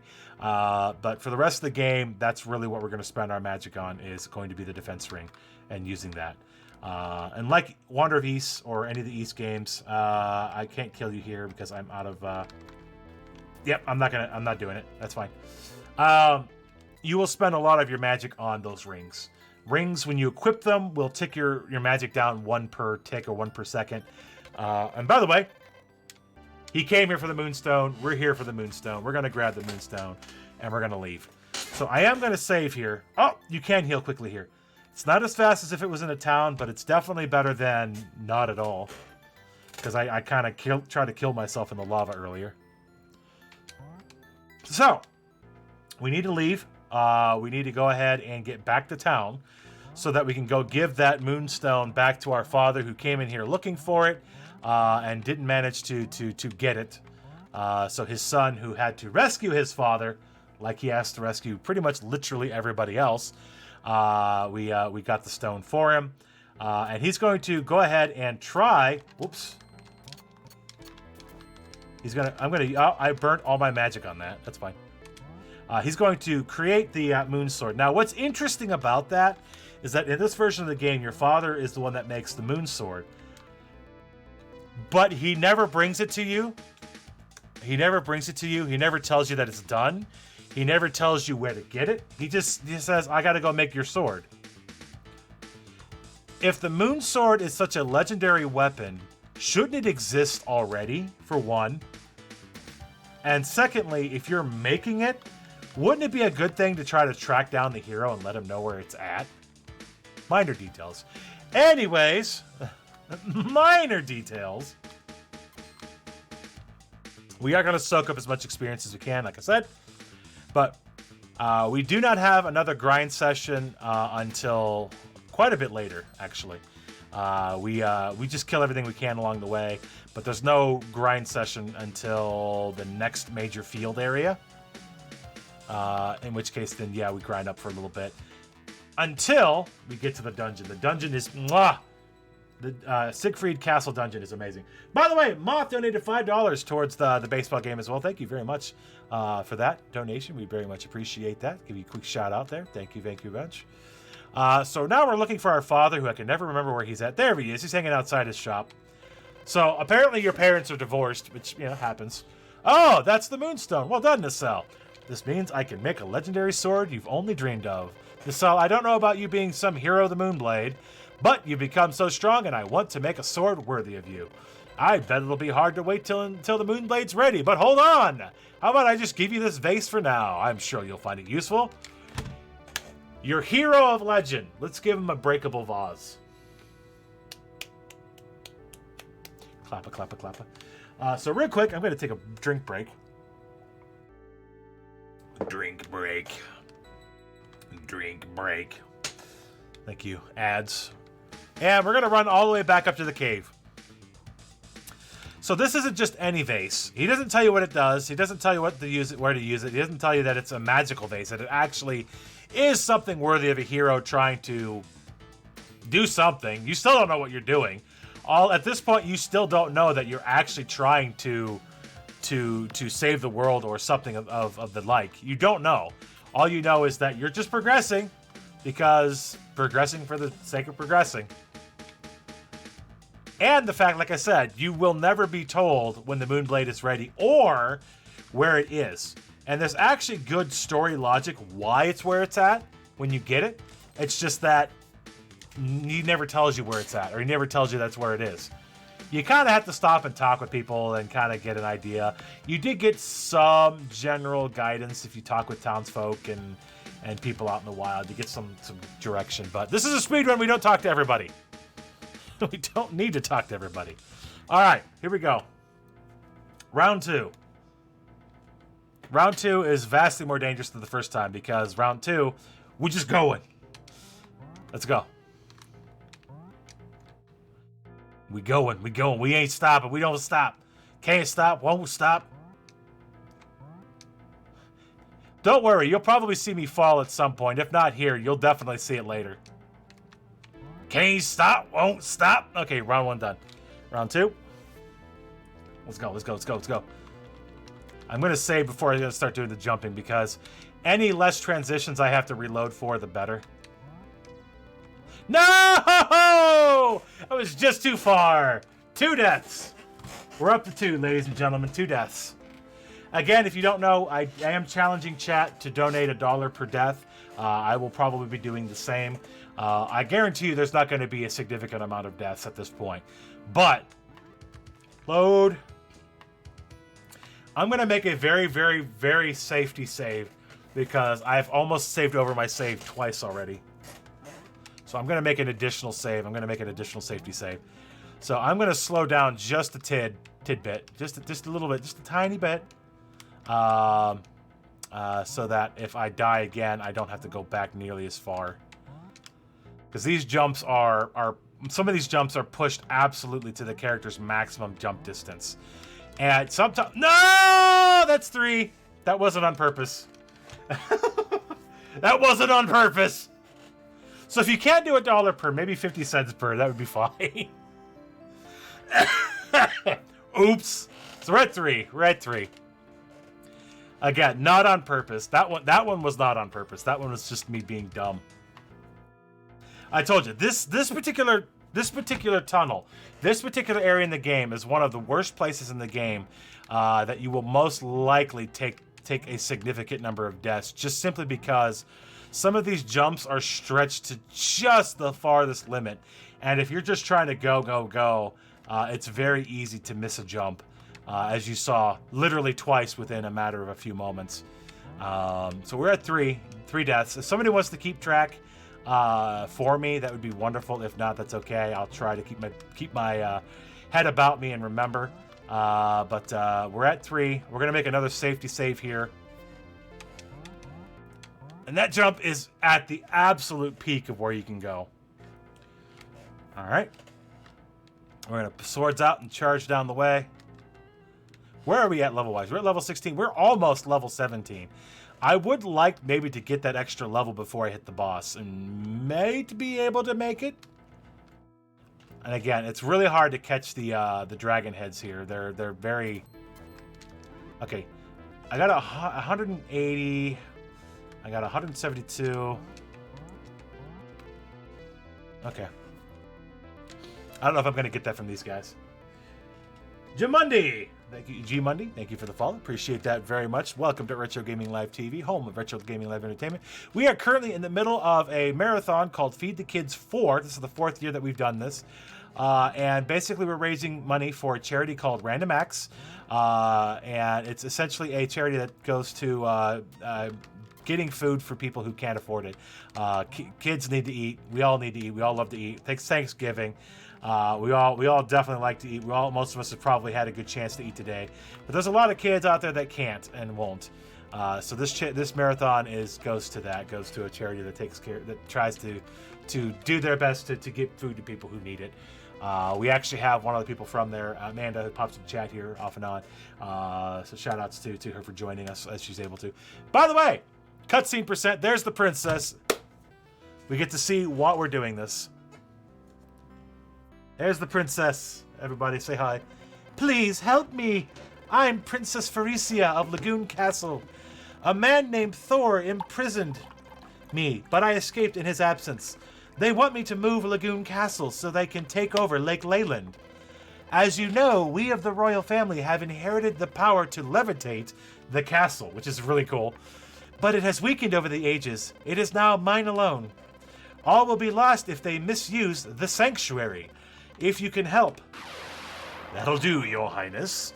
Do not trouble me with willful behavior. Please return quietly now. And you, hero, you're less than a worm to me now. Run along if you value your life. That's Thor. That's your villain, 100%. Bad guy. Not a friend. Not your friend. I probably should have gotten at level 17 before I jumped in here, but we're going to see what happens. If I die more than once to this boss, then I'm probably going to go and get an extra level. So we're going to go chase him down. By the way, you notice that wasn't who it was supposed to be. It was a different character in the SNES version. Here we go. We're not gonna do this fight immediately. Please run! He terrifies me! Fool, it seems my warning went unheeded. You will need all of your strength if you intend to continue to defy me. If indeed you are the hero, then we will meet again at Lagoon Castle. And a giant boulder drops from the sky, and I'm outie! No, that's fine. We're going to deal with the rock here in a minute.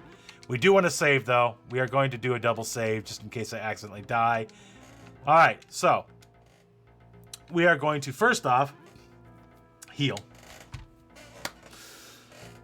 Take a breath. Take a drink. We're at 3 deaths. We're going to go from there, but we're at 3. So we're full health. We're full health. Let's go ahead and make the save. Less waiting later. All right, so we're going to go ahead and run in. And before we actually start fighting, this boss's name is Eardon. Before we actually start fighting him, we need to put on the magical ring of defense so that we don't get destroyed. We're going to take off the staves because we don't need it. There we go, there we go, there we go, there we go. Okay, so Eardon can crush you into a wall, so you need to be super careful about not doing that. And easy boss every time. So there is a glitch that's in the Super Nintendo version that if you put on a ring of some sort and you run out of magic, the effects of the ring continue. Doesn't happen in this version. Oh, by the way, we have finally reached the first disc change of the game. So we're going to switch the disc to disc number 2. And we're going to take a quick step into the area here and save. So we can go back through and go back to that cave if we wanted to. Obviously, we're not going to do that because we don't need to do that. By the way, say hi to the moblins. These guys are hecking brutal. Actually, matter of factly, I'm going to put the ring back on because I'm that afraid of these guys. Normally, I only use the ring on the bosses, but these guys can turn in an instant and kill you. Even at this point, we're level 17 right now, but we need to push up to a decent level before we can move on from here. So this is our next grinding area. Even with the ring on, these guys will still hit me. And even with the ring on, the moblins will just absolutely decimate me. So we're going to do our best to try to avoid that. And use pinning the enemies as much as possible. And I'm out of defense. Our defense should have dropped down to our normal defensive amount. And it did. So yeah, that glitch doesn't exist in this version of the game. Once you run out of magic, the effects of the ring wear off. And that's that. So there's going to be one more worm blocking our way here. And we need to be very careful because even that worm can kill us. So, in this town, Papa, we're going to save again. Papa? Yeah, Pope. This town is completely decimated. This town is completely... There are no floppy disks in a PC game. Sharp x6800 is a Japanese PC. You are correct. This is the Sharp x6800 version. It features 5 floppy disks. Not 1, not 2, not 3, not 4. 5 floppy disks. system disc, user disc, and then the 3 main game discs. So this town has been befouled by a plague. People are dying left and right. In the SNES version, I believe you pursue it and you try to help them out. You find like some sort of healing leaf, you bring it back, and you save the town. In this village, they're just befouled by the plague, and there's nothing really you can do about it. And unfortunately, because this is a speed run, we don't do anything about it. Don't copy that floppy. I've awaited you, hero. I pass this to you. These are all ghosts, by the way. So this one ghost is the only person in this entire town that we talk to. And this ghost gives us our 3rd magic staff. So are the magic staffs really truly required to progress? Not really. Under normal circumstances, we don't really use the magic past the fireball staff and maybe the earth staff. We don't really bother with those magic staffs at all. But for storyline progression, yeah, and the fact that I'm doing basically 100%. 100% items, all items, staves, crystals, swords, shields, rings, all usable items at least once. We're not going to collect every single usable item multiple times, at least once on everything. That's 100%. All bosses, which is required anyways. And we're not required to 100% our level. But if we have enough time at the end of the run, I'll just push to level 35, which is max level. Jamundi! Holy moly! Jamundi drops $100 to the Super Mario Bros. 2 bonus game race and says, OS1. Thank you very much, sir, for the 100 drop. We at RGL would like to say very much thank you for your donation and hanging around, and it's really super appreciated. You have no idea. That $100 is going to go to feed a lot of people, so we very much appreciate you doing that. And anybody else wants to jump in and drop money, absolutely, please go ahead and do so. We'll be very happy to see that money total go up.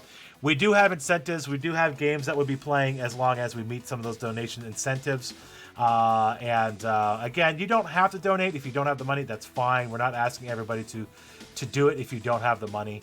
If you do have the money and you're willing to give up, say, that coffee and donut run in the morning to stay home and eat some cereal, then please do that. It's absolutely wonderful for you to be able to do that. If not, that's okay. Like I said, hanging out here is still awesome. We love having you here. Drop a Twitter drop. Say, hey, we're doing this. Come watch the guys and gals and non-binaries and RGL do their thing. We're definitely going to be doing our thing. Today is going to be day 1. I'm ending day 1 with Lagoon, so I appreciate everybody hanging out with me. But don't load a save. Very easy to screw that up. This one is the default value if you leave it blank. So he didn't leave a message, but again, thank you very much for your donation. Didn't leave a message behind it. That's fine. OS1 is just there's nothing that was actually said. So again, thank you very much for the donation. Again, I do have a donation challenge out there right now, again, for Lagoon. Every death I'm planning on donating for. I'm shooting for $1 a piece. If I go too overboard, I might have to do a little bit less. But if you want to donate $1 per... Oh! I just got tackled, and it hurt. It hurt. Oh. If you want to donate $1 per death, awesome. We're at 3 deaths currently. 2 were done in the fire tunnels. Oh! The pickaxe. I got hit with the pickaxe. Gross. But if you want to do $1, that's great. If you want to do 50 cents or quarter per, that's also fine. I was going to do a minimum if I screwed up and it didn't die at all, which means I had a fantastic run. But I died immediately after I said, oh, is that the exit? No, okay, good. You gotta be careful. These guys like to sit in the exit so that you have to do a disc change. Right there, that's the exit. They like to sit in that disc change, which is trouble. I'm gonna save because I'm about to die. Miz with the $50 drop. Thank you very much, Miz, for the $50 drop. Miz, he's donated towards the Sweet Home Story Mode Medium. And says, Sweet Home is a great game. Feed the kids. That's right. You feed the kids. Is this ease combat? You have to run into them. Yes. In this version of the game, it is ease style combat. And basically, if you're applying that concept, it's ease style for the rings as well. So when you use the rings, there's 5 different rings you can use that give you either defense or power or whatever. So that's also the same. That's also the same. as Wonders of Ease, or the Ease games, early Ease games. But yeah, very, very similar play style. That change in the SNES version, you actually have slashing in the SNES version. But yeah, this feels a lot more, despite being literally run into the enemies, it feels a lot more fluid than doing the stab strats in the SNES version. And this just makes more sense. But the main reason, if you're looking and wondering, okay, why is this a 3.5 hour run? The main reason is, one, it's me, I had to route it. Sorry.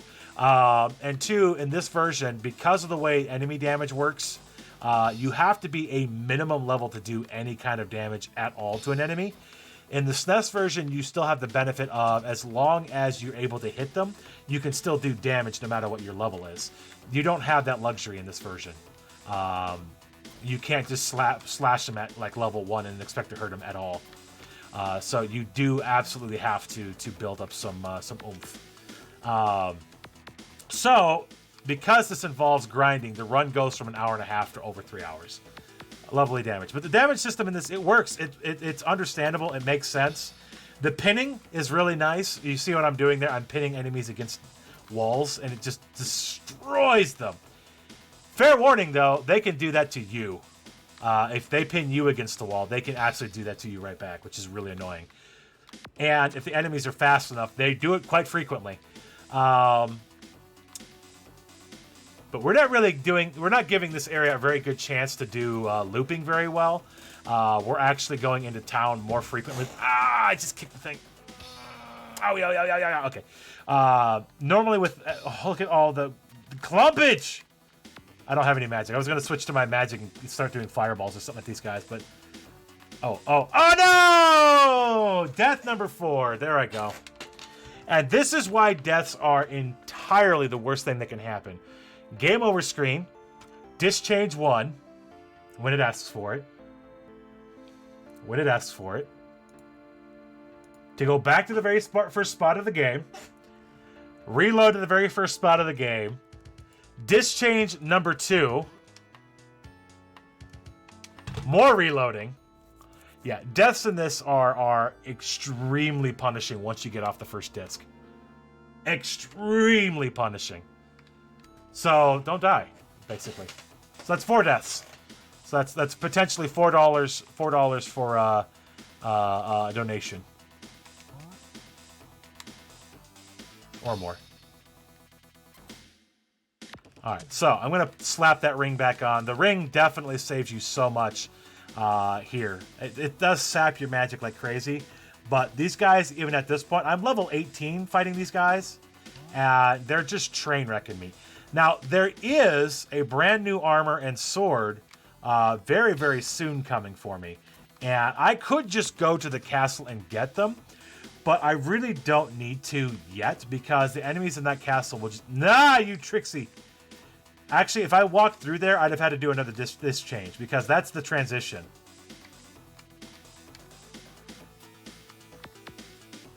That's the transition. So if I walk through that, I have to do another disc change. And I ain't about that. Alright, so I'm going to save again, because I did a bit of grinding. I don't have to do it again. So this is Hobbit Vale. So the first area is Atland, the humans. Second area is Elf Field, or Volo, which is the elves. Next area after that is the Dwarf Desert, so the dwarves. This area is the hobbits. So the hobbits inside of the town here are befelled with an evil virus that's killed off everybody. This is actually the Congress arrival, but it was well funded. Yeah, it was definitely well. Oh man, you suck. I don't have any magic. I can't use defense stuff right now.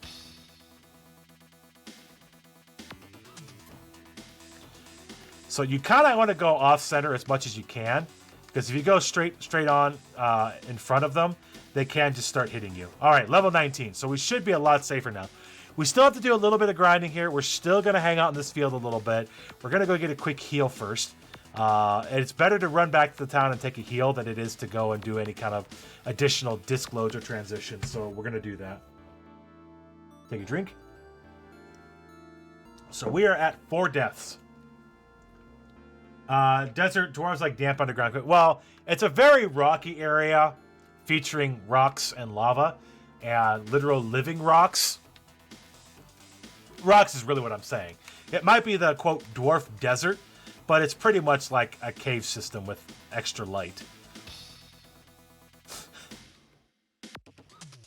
So yeah, if you have any questions on the game, any questions on perhaps speedrunning it, or want any help trying to figure the game out for yourself, obviously a great place to start would just be watching the SNES version.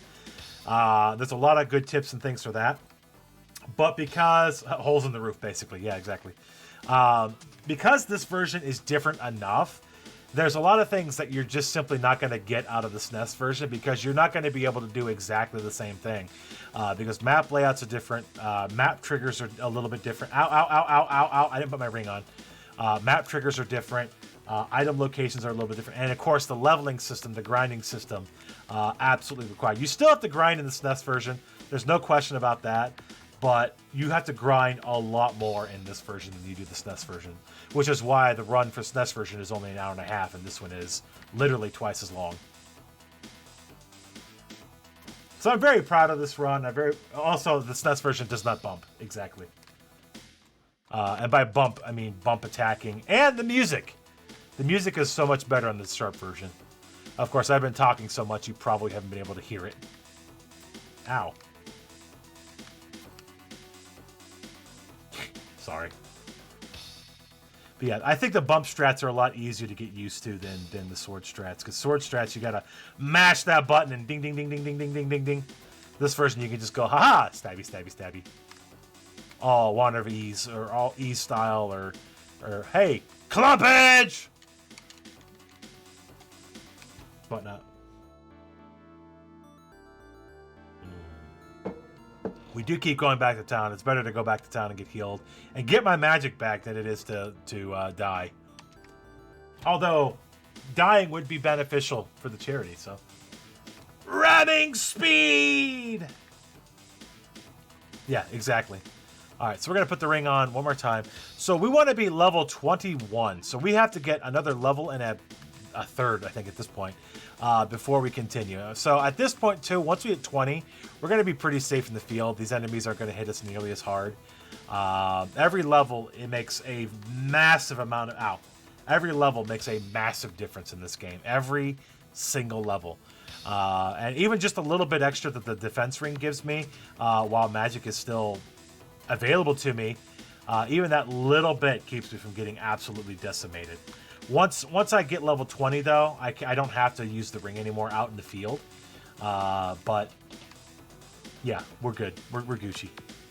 So there is this and one more major grind session happening. The next one happens pretty much after this.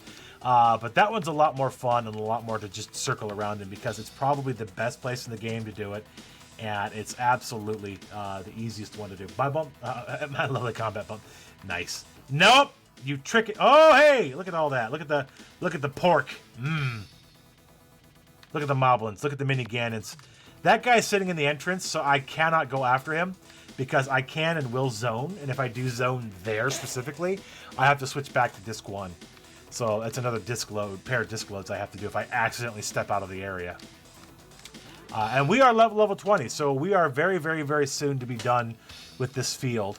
And we're going to be doing most of the rest of the grinding of the game in the next area, except for the very end to match up what we need per as far as if we're level 32 or 33, etc. We do need to get a minimal level to fight the final boss.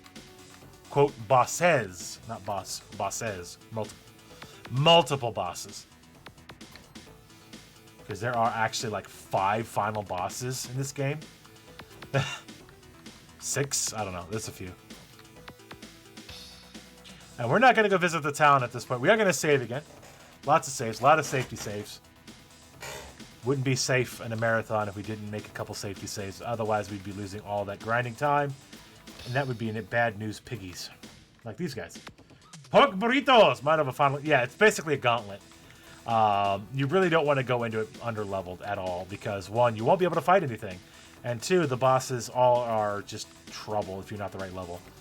Level 32 is the bare minimum you want to go into the final boss with. 33 is the safest. 33, you can avoid having to use your extra life. But if you're just going for speed, you could go at level 32 and just fight the final boss. I usually like to go at minimum 33 because, like I said, safest. Oh! No piggy. All right, so I'm at a loss of health here. Excuse me while I run back to town. So in this game too, if you want a good game that you don't have to mash through the entire game, this is a good game for that. However, you do have to mash the button once. And you have to leave the button mashed. Because if you don't run around with your sword out like this, you're probably going to get killed. Even on accident.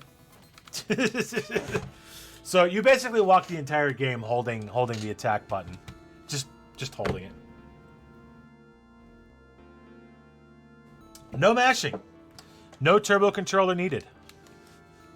No turbo controller needed.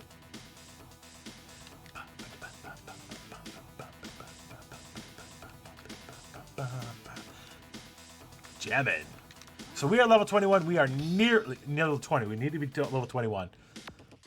So we are nearly where we need to be. We are nearly where we need to be, and then we can go get the final grinding groove happening. And I can talk about the rest of the game. Ow. Pigoo! Potato chipa shi. Soda. Potato chipa shi. Soda. Again, y'all bait me with that entrance. No!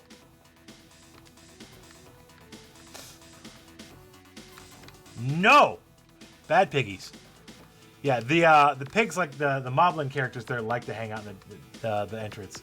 Fun to see different parts of games on some of the good pick. I picked this one specifically mostly because I didn't realize that. Yeah, whoa, nice. I didn't realize that this Lagoon was actually released on a different system originally. It was one of those interesting things you just find out years later that yes, this is actually the original version of the game. It looks very similar. So that being said, the port on the Super Nintendo is actually very, very good. The music is good. There's a few things that I don't like that they changed, but I understand why they did it. Like stab stress, they wanted to be more exciting. They wanted you to be swinging your sword. Aha! You know, they wanted you to be swinging the sword, be more active with the game. I get it. They changed the storyline. You're buddy-buddy with Thor. That you're not buddy-buddy in this game with Thor, period. It doesn't happen. They changed that because they wanted to make it a more, hey, you're playing with your body in the game. Make it more happy. The x6800 was Japan only, so yeah. The x6800, again, is basically just a very powerful computer system. But one of the unique things about it was that, again, it had 2 floppy drives built into the system. So it allowed a lot of games like this that had multiple games where you could leave the save game in one drive and the system discs in the other drive and swap the other drive. So it was actually really, really a neat idea. It's kind of like the DS with the 2 screens. Technically, Nintendo did that already. If you look at some of the original Game & Watches, one of which was the Zelda Game & Watch. By the way, there was a Zelda Game & Watch. Yes, there was. It had 2 screens. So they actually did the 2-screen shenanigans eons ago. Unfortunately, when they made the new one, they just gave you 1 screen. So unfortunately, it's only a 1-screen Game & Watch, which is really cool, by the way. It might have some major unhappy game-breaking glitches. One being it didn't save my Zelda progress on Zelda 2. But the whole 2-disc systems, the old 2-screen thing. I mean, obviously, if you're looking at computers nowadays, most modern computers that with any kind of performance usually have 2 hard drives or 2 disk drives in RAID mode. So both of those hard disks work in tandem, so your loads are a lot faster. Of course, with SSDs and M2 SSDs and all that, it's completely pointless to have that kind of a RAID system. Unless you need the storage, in which case, then yes, it's completely valid. We're level 21. We can start moving on now. But yeah, most good storage systems, if you want speed for load times, you have 2 hard drives in a RAID setup. Obviously, that doesn't matter anymore with the SSDs, because SSDs are just vastly faster. Not great for long-term storage, but they do the job. But yeah, so we're done finally with this part of our grind. And now we leave. We're going to go and take care of the next major area, which is Siegfried Castle. And we're not going to be spending too much time on the first floor. But we are going to grab the items that we can get from the first floor. There are two. One is the power ring, which we don't want to forget because I have forgotten it in the run. Yeah, the original Game & Watches. There was a handful. I think there was like 3 Game & Watches that used the dual screen. Zelda was one of them. Actually, by the way, I did actually play the Zelda Game & Watch, the original Zelda Game & Watch, on my stream at one point, not too terribly long ago. You can play that one as well as most of the other Game & Watches via the Game & Watch gallery available on the Game & Watch Game Boy Advanced Game & Watch copy. It has all of them on there. The only problem is if you want to play that specific, that's not the power ring. That's the Ring of Refuge. We get the power ring soon.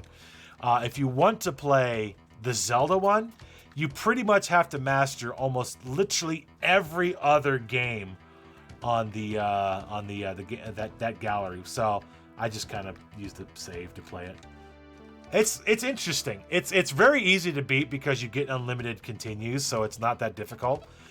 But it's such a troll to have to literally play every single solitary other game and master them just to unlock it. I'm like, come on, man. Come on, man. All right. I don't think those swords on the wall do anything. They're just decorative. We are oh, those are the worst. Those are the worst. Those are the worst. Those are the worst. These guys. No! I got pinned. I got pinned. Death number 5. Yeah, with the Zelda Game & Watch, they knew what game you came to play, so they put it as the hardest possible thing to unlock. I don't like that Nintendo did that, because it is literally the hardest thing to unlock, and that's all I wanted to play on it. If anyone is looking to upgrade their PC, a small solid straight drive as your OS, yeah. If you're doing an upgrade for your computer and you have the ability to purchase and put in an SSD, SSD is your main operating drive, is by far the best thing you can do for your system. Your boot times will be vastly faster. Your load times, at least for primary operating system, is vastly. Is that how far back I went? I didn't even save in the castle. 5 deaths and a major error. We are still level 21, so we didn't lose any of that. That's fine. So I'm going to go ahead and slap on the defense ring once I get in. So there are 5 rings in the game. I need to be killing this stuff. One is the defense ring, one is a power ring, one is the Ring of Refuge. Frankly, I don't know what it does. I don't care because I don't use it. Another one is the Ring of Healing, Ring of Recovery. And then there is also the Ring of Time. Ring of Time is the very last thing you get in the very last dungeon. And by the time you get it, it is completely worthless. So we have to be very careful here. The biggest troll enemy are these 3 ball creatures. We can deal with the gray soldiers. We do still take some damage, but the bouncing ball creatures are by far the biggest troll thing here. We don't want to forget the ring here, and we definitely make the side stop because we want the sword specifically. I'm going to go ahead and make a save here just because I can. Siegfried Castle. Yeah. Okay, so that's fine. That's a good setup to fight that guy. There's the sword in here. We're going to probably have to... Yes, we will have to tangle with this guy. But there's our level 4 sword, the Force Sword. Use the Force. Did we get this last crystal yet? We don't get this last crystal. The third crystal we get from fighting the boss here. So there's the Force Sword. You can already see how much extra damage it does. And this guy I couldn't hit with the other sword. But I can definitely bump him around with this one. Okay, I'm definitely putting that defense ring on now. Because I cannot survive. I will not survive if I'm not careful. Oh, gosh darn it. I'm gonna do it. I need the experience. Always need the experience. Off center, off center. All right, now here is the best place in the game to grind, bar none. The basement. So in the basement, we have three items to collect. Yes, a whopping 3 items. We have our giant elephant boys. We have our Kalima multi-sword Kali creatures. We already can beat these guys up without too much problem. But we're going to go ahead and take off the defense ring because we're about to get our ring of power. That's not what I was hoping to find there. I forgot that that was there. We're going to find 2 more items. It's the Kalima guy. Don't hit me. Don't hit me. There's our second item. Bada boom, bada bing. The Thunder Armor. Making us practically invulnerable to these creatures. And that is great because we need that. Oh, we don't have our shield yet. But guess what's in the next box? You guessed it. It's a shield. If you didn't guess it, it's a shield. Spoilers. It's a shield. Kalima! Alright, so we're going to grab this shield. The Maxima Shield. Which is not the biggest shield, best shield in the game, but it's definitely going to make a 30 defense point difference. So, before I do anything else, we are in our final major grinding spree. We do have to grind, of course, to the rest of the game. But at this point, once we've completed this and gotten to level 20, somewhere close to level 28, we've done the biggest amounts of the grinding in the game that we need to do. False advertising. But I feel confident with this amount of health, so we're going to take it, and we're going to do the final major grind of the game. So, ladies and gentlemen, I hope you're having a wonderful day. I know it's been a great day here at RGL. We've had a lot of great games being presented already. Power System drivers that came back to look back. I don't think so. You might have to check in your Windows profile in the drive setting if you can reattach the rest of the drive. You may have just had a drive size deleted. If you can reattach it, great. If not, 16 kilobytes is a little small. But yeah, this area is great because of this reason, the clumpage. These enemies love to clump. And this is absolutely the best area in the game to grind because it's 2 loops. You do the left loop, then you do the right loop, and then rinse, repeat. Elephant Boy's got a lot of health here. Might have a freak formatted it. Could have, yeah. The problem with SSDs, now this is, I gotta say this, the problem with SSDs is that they're a lot more susceptible to that kind of a damage than a hard disk drive is. That, and they don't last nearly as long. SSD has a limited write-rewrite lifetime, and once it reaches that amount of rewrites, the drive is dead. To be fair, it's a fairly significant amount. And unless you're constantly moving data on and off of it, you're going to be fine for a while.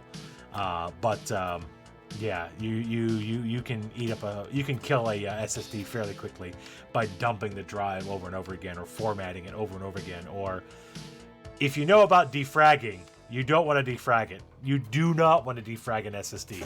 You want to try to optimize an SSD, because if you defrag it, you're just going to destroy your disk over and over again. What the BIOS is, it's a, yeah. The, what label is on the drive will pop up there in BIOS, but what actually is being used will pop up in your browser or your operating system disk drive settings. Yeah, never defrag an SSD. Defragging is something that's done on hard drives to help make the data smoother, to reduce bad fragments, to help load times, write times, and it's something that's good to do maybe once a month on your normal hard drives, once or twice a month, depending on how much you use your computer. With as much as I use it, once a month's very reasonable. But an SSD, never defrag it. For SSDs, yeah, I would always go Samsung as well. I've got a Samsung in this desktop. I've got a Samsung in my wife's desktop. I tried to put a Samsung in my my other laptop here. However, it doesn't have a normal port for a normal SSD. It's one of the M2s. One of the smaller ones, too. But yeah, like I said, defrag is moving pieces of like files together to improve speeds. fragmenting doesn't affect the speed of SSDs anyways. Optimizing can help. It's a similar function to what you can do to a hard drive. It's not defragging per se, but with an SSD, it's a lot faster process. M2. Actually, the board in this computer has, I think, 2 M2 slots, but I'm not using them. I just have a SSD hooked up through SATA connection. Could do a lot more with a actual M2. M2s are very fast, faster than the SATA connection by far. But I'm too cheap to go and buy another SSD for computer. I already have the SSD in. So this area, like I said, 2 loops. You take a top left loop, and then you take the mid loop on the way back, the second way through, and you rinse repeat. It is a very, very easy area to understand. Very easy. Yeah, I mean, yeah. A SATA SSD is fast as you need it anyways. But by the way, there's a nice number on the screen. Nice. That wasn't intentional. That was not intentional. It is after dark, so. Happy midnight, everybody. We've closed out the first day with Lagoon. We're not done by any means. We still have probably at least a half an hour to go at bare minimum. We've actually had a fairly good run. We've actually had a very good run to this point. The deaths have been very manageable. 4 deaths so far. If it was 5, I'm sorry, but it's I think it was 4.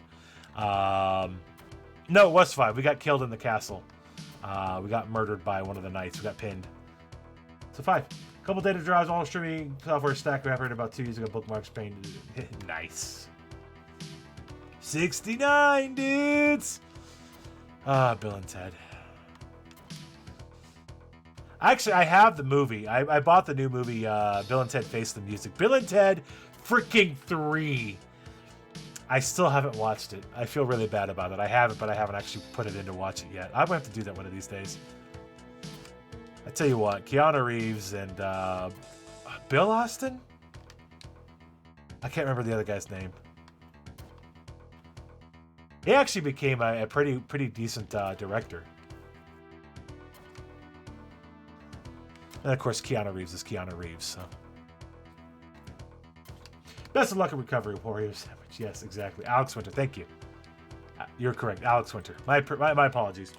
I don't know, I was thinking Austin for some reason. His name's not Austin. Alex Winter. I do need to watch it. Clubbage! That's what I want to see. So we are level 24. We're still a fair amount off. This grind, like I said, is the second longest grind in the game. It's the one that's most worthwhile, but it's also, like I said, the second longest. Clumpage. Hokey at parts part was a good foot it was. I mean, I enjoyed the heck out of the original ones. The original ones were hokey, even for the time. But it was still very good. Wepen, why do you like all these things that really aren't that great? Lagoon, for instance. Hey, don't worry about it. Lagoon, honestly, is not what I would call a phenomenal game. It really isn't. Compared to a lot of games that are out there, it's not really that. Holy clumpage! Ah, that was glorious. Ping! Anyways, it's not what I would call a fantastic game, but it's just one I grew up on. I enjoyed the heck out of it, and like I said, when I learned that the Sharp version was actually an original version of this game, I had to check it out. And just running into the no escorts, the better versions of the music tracks, I 100% had to play this version. And when I found out nobody was speedrunning this version, lo and behold, I actually have a speed route that I put together for it. So I'm very pleased with it. I would love to see if anybody else can improve upon it.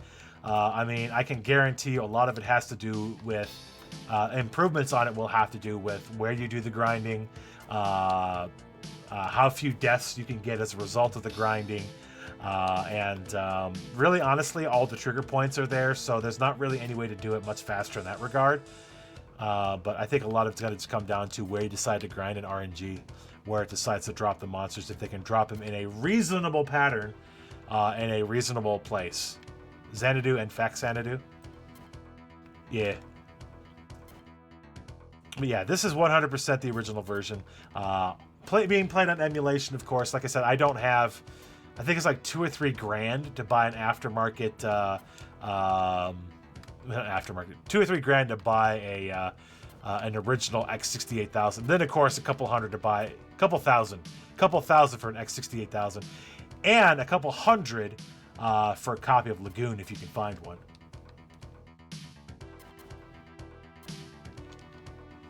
But the other part about it is you got to figure out how to capture from it, and then you're going to have to figure out if you can remap the keys to be able to use with it, or you can get a controller for it. And there's a lot of involved using the actual hardware in this case. Also, because I don't speak or read Japanese, using a Japanese unit with untranslated games is rough, unless the untranslated game is pretty straightforward. This is not super good about the translation in the original, so there's a lot of talk, there's a lot of text about that. You need the SSD card reader. Oh, hang on, I see a wall of text that I can't read because I can't see it. So let me go ahead and move some things around here so I can do that. I'm going to pause real quick. Matter of fact, I haven't saved in a while, so let's do that first. Come on. Xanadu, also known as Xanadu. Known as Xanadu, Dragon Slayer 2 action role-playing game released by Nihon Falcom, released in 1985 on PC 8801, X1 PC 8001, PC 9801, FM, and MSX computer. There you go. I don't want to reload my save. Thank you very much. Clumpage! I like seeing clumpage. Just saying, Wikipedia Xanadu's PC only entry. So there you go. Xanadu was Famicom Xanadu. Yeah. That's also a fun game. That's also a very much underrated game. I've only played it and beaten it like once or twice, but that's also another super underrated game. It's fun to watch speedruns. And it's actually, believe it or not, for those who are into randomizers, by the way, one of these days, myself and possibly another RGL member, we're going to have randomizer night starting up before too long. I apologize that I haven't been able to get that truly started as of yet. But soon, soon we're going to have randomizer night back. I don't know what days. Probably going to be Mondays. We'll see what happens. Xanadu actually has a randomizer as well. I would be very slow to approach that one just because I don't remember a lot from the game. But a Xanadu randomizer would be amazing. I need to join in depending on the game, Samuel. But yes, there is a Xanadu randomizer as well. Oh yeah, no, the whole plan with the randomizer night. Now I'm gonna give you some inside scoop. Now we haven't really 100%. Oh, before I'm gonna stop. Before I give you the secrets, I want to shout out a donation. Jamblar has just donated $50 for the Sweet Home Story Mode medium run. Says, love all the routing, voices, and effort put in this run. Thanks everyone put on the marathon. Was watching the reruns most of last week. Very much appreciate it, Jamblar. Thank you very much for the huge $50 drop. We super appreciate it. I don't know what the exact amount we've raised so far is. I can guarantee you it's somewhere around $700 or $800 by now. I would love to know what the exact number is. We'll get that eventually up on a screen somewhere. And I need to stop stopping because there's a lot of grinding to be had, and I'm not really focusing. Thank you again, Jamblar. So here's some inside scoop. Inside RGL scoop. First announcement for it. First kind of thing. It's nothing's official. This is just mostly from me. So I apologize if I say something out of line. Things are always subject to change. At some point in the next coming weeks, I don't know when, and again, I apologize. I can't give you an exact date because I don't know when it's going to happen. But randomizer night will be happening. Clumpage! Most likely Monday nights or Tuesday nights. I'm not sure which one just yet. The goal in my mind, and again, it depends on the night, depends on what game is being run. It will mostly be a presentation of a randomizer, just playing through, chit-chatting with chat, getting ideas and tips from chat. We're going to see what happens there. And on nights when a game has been announced soon enough, if we can have people that want to join in, that know about the game or want to tag in, we'd be more than happy to have other people join in. Dog Developer, awesome. Love to see you joining in with us on some of those. Anyone else who in the community that would like to join in on those nights who is interested in that is more than welcome to join along, play along with us, or actually even race along with us, possibly even come on stream and chit chat with us while we run it.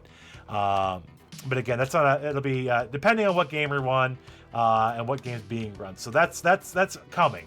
It is coming. I apologize, it's not here yet. We haven't actually started yet. We haven't actually started doing that. That's mostly on me. Mostly like 99% on me. But I apologize for that. That's my own bad. But it's gonna happen. It's gonna happen. I promise it. It will actually happen. But it'll most likely, and again, this is just kind of pre-estimates, most likely be like Monday night starting at like 7 p.m. Eastern, something like that. So stay tuned for announcements in the RGL Discord for that. Whenever we can get that started, we'll let you guys know. But I fully plan on showing, or at least presenting, or offering Final Fantasy IV Free Enterprise, Final Fantasy VI Worlds Collide, Soul Blazer, Illusion of Gaia, Zelda 1, Zelda 2, Zelda Link to the Past, maybe Ocarina. I can't promise anything good on that one. I can't even promise a finished run on that one, but there's so many good randomizers out there, and I've played quite a few. Heck, there's even a Mario 3 randomizer. There's a Mario World randomizer, Contra, Castlevania 4. There's randomizers for freaking everything. But anything subject to pop-up. Crystallis is another good one. I haven't played that one in a while. That's another one of my favorites. I haven't played it in ages. A lot of that stuff on that one's changed too, so it's going to be an experience coming back to that one. But yeah, there's so many good randomizers out there, and a lot of good Final Fantasy and Zelda ones. Castlevanias, obviously. I frequently run the Aria and Donosaur randomizers in events. Soten, Symphony of the Night has a randomizer, and I've run that one too. There's so many, and it's not necessarily just. Oop, we got a little bit of hiccup on stream. Is that me? Nope. Oh, just the stream. Okay. Hold, please. I see a little stream hiccup happening. Hopefully it's not just me. Hopefully it's just me. So yeah, a lot of that coming down the line. So hopefully you guys are going to be interested in that. We're going to start that up fairly soon. I would hope that given proper time that we should be able to start it sometime in December. But again, it's going to be dependent on when things happen, because there's a lot. There is so many weekend things happening in December. There are so many things happening. We've got obviously we've got DOSCathlon coming up. We've got the Coin Op Classic coming up. Clumpage! We've got our bonus game marathon. That's going to be a result of whatever we get from this marathon. We're going to have a bonus game day or night. I don't know if that's going to be immediately at the end of the marathon or on a specific weekend. I don't know when that's happening yet. We'll find out. But yes, December is absolutely stacked for events for RGL. So stay tuned for that. Like I said, I don't know if the randomizer thing is going to happen starting next month or January, but it's going to happen. And I have not practiced at all or hardly at all for some of the DOSCathlon things. And to be honest, for me, for those who don't know, part of the reason I'm a member of RGL is because I focused so hard on the first two DOSCathlon, or the second two, 2 and 3. This is number 4. I spent so much focus and time just running those and just helping the community with those. And it was just a huge appreciation from the community that, I was able to join the RGL community specifically because DOSCathlon. So you better believe I'm going to be here. I may have to drop early because I have some other shenanigans going on DOSCathlon Day. But I will absolutely be there. I might not be doing as well as I did in the past two bouts, but I will be there. So look forward to those events. Very much look forward to that. By the way, I think we're probably more than well leveled up at this point. Clumpage! I have not been paying attention to my level. I've just been going. I'm just a good. I wouldn't call myself a good retro runner. Obsessed, more like. more obsessed than good. I just get lucky. RNG is usually on my side. Maybe not in a randomizer, which is where you want the RNG to happen, but but I appreciate the sentiment. Entertaining. I can do that much.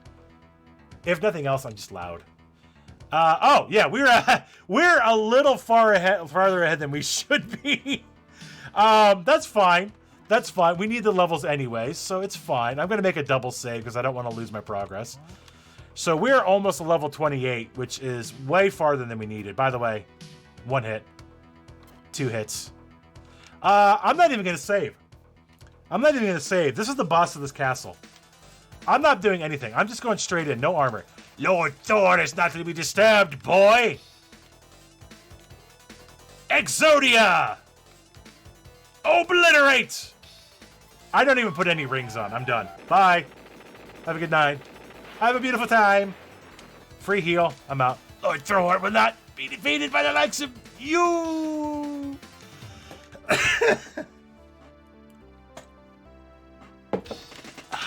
And we're done. We're done with Castle Siegfried. Yeah, that boss, you're not supposed to be able to kill him that quickly, but we leveled up so much here that boss becomes 100% trivial. And we got level 28 off of fighting that boss. We're already well ahead where we need to be, which means until really Lagoon Castle, there's really no grinding left. Until like Lagoon Castle period. We are gonna rock around here and kill what we can because we are gonna grab the items here. Tip, tip, tip, tip, tip, tip, tip. Done.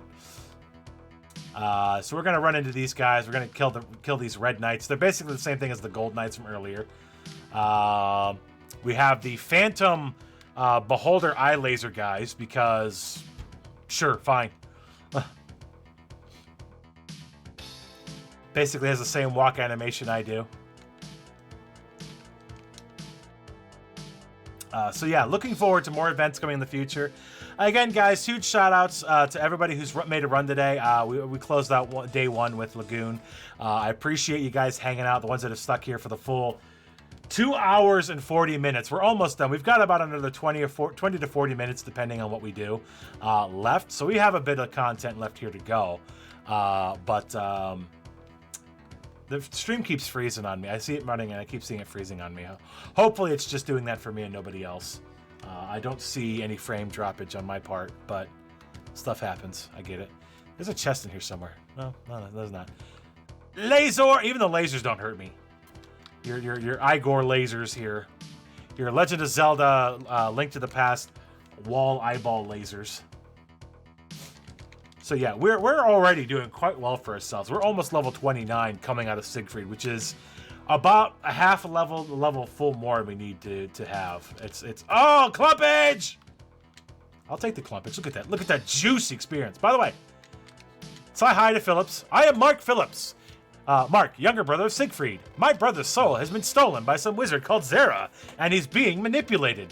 They have my sister Faricia, and they plan to use the sanctuary in Lagoon Castle. Their aim is to resurrect the accursed ancient demon. The sanctuary amplifies the magic many times over. If a spell is used there for evil ends...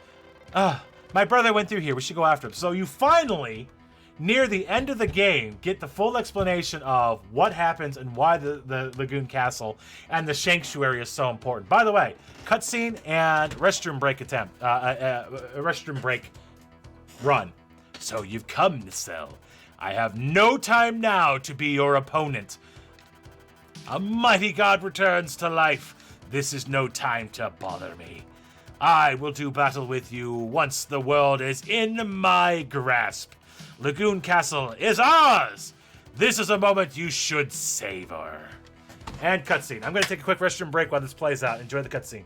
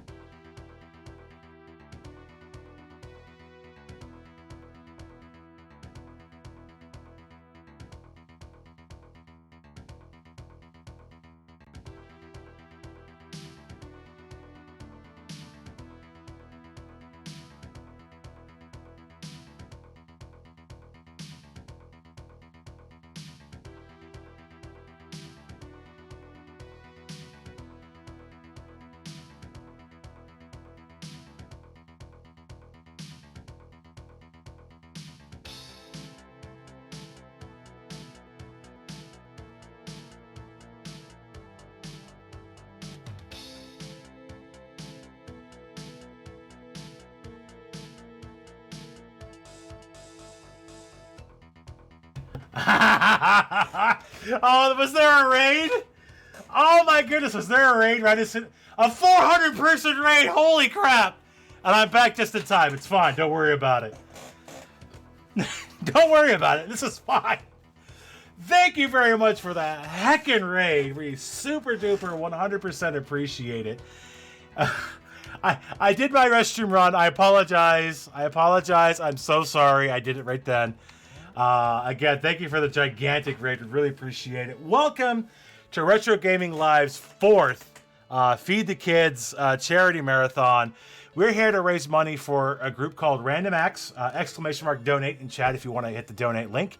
!FTK for the details. Rating a chair stream. Well, there are points in games sometimes that are opportune for restroom breaks, and that was one of them. So I'm going to talk to this girl. She's going to tell me about the staff I'm going to get. I need to talk to Nim. She's going to give me stuff. But this is a marathon for Feed the Kids. We're raising money for Random Acts, and we're obviously running from noon earlier on Thanksgiving Day yesterday through Sunday, Monday morning, early morning. So if you want to donate, awesome, great, thanks. We appreciate the donations going, and all of it goes straight to Random Acts. We don't keep any of it. We very much appreciate y'all coming in and hanging out with us. If you don't have money to drop on it, that's fine. That's 100% okay. We don't not asking that. At the very least, if you want to do us a favor and shout it out on Twitter, share it with your friends, let people know that we're doing this, that would be phenomenal. All right, now I have a challenge going on. For every death that I take is a $1 donation. I have 5 deaths so far. If anybody wants to match that, that'd be fantastic. If you want to do more, like $5 a death, more power to you. We very much appreciate that. Or you want to do less, a quarter a death, 50 cents a death, that's also fine. Or maybe tweet, give us a tweet, something like that. That'd be wonderful. So in this town that we just went through, we kind of went through really quickly. I didn't actually explain what happened there. We stopped and we picked up 2 things. I'm going to pull up my item menu. We picked up the Angel Bell, which lets us talk to the nymphs, and the fur cloak. We need to equip the fur cloak, otherwise as soon as we step into this cave, we'll just simply die. So, we're done grinding for the most part. We do need to get a few more levels, so we still kill whatever we run across that we can. But we do want to do that. But there is 2 items here in this cave. If I didn't already have it, I would go and get it. Straight up here, I think is the map's a little different here in the from between the SNES version and the Sharp version. So this is the Lagoon for the Sharp x6800. I didn't need that gold. That gold was completely pointless. I went the wrong route. This is Sharp for the let me try that again.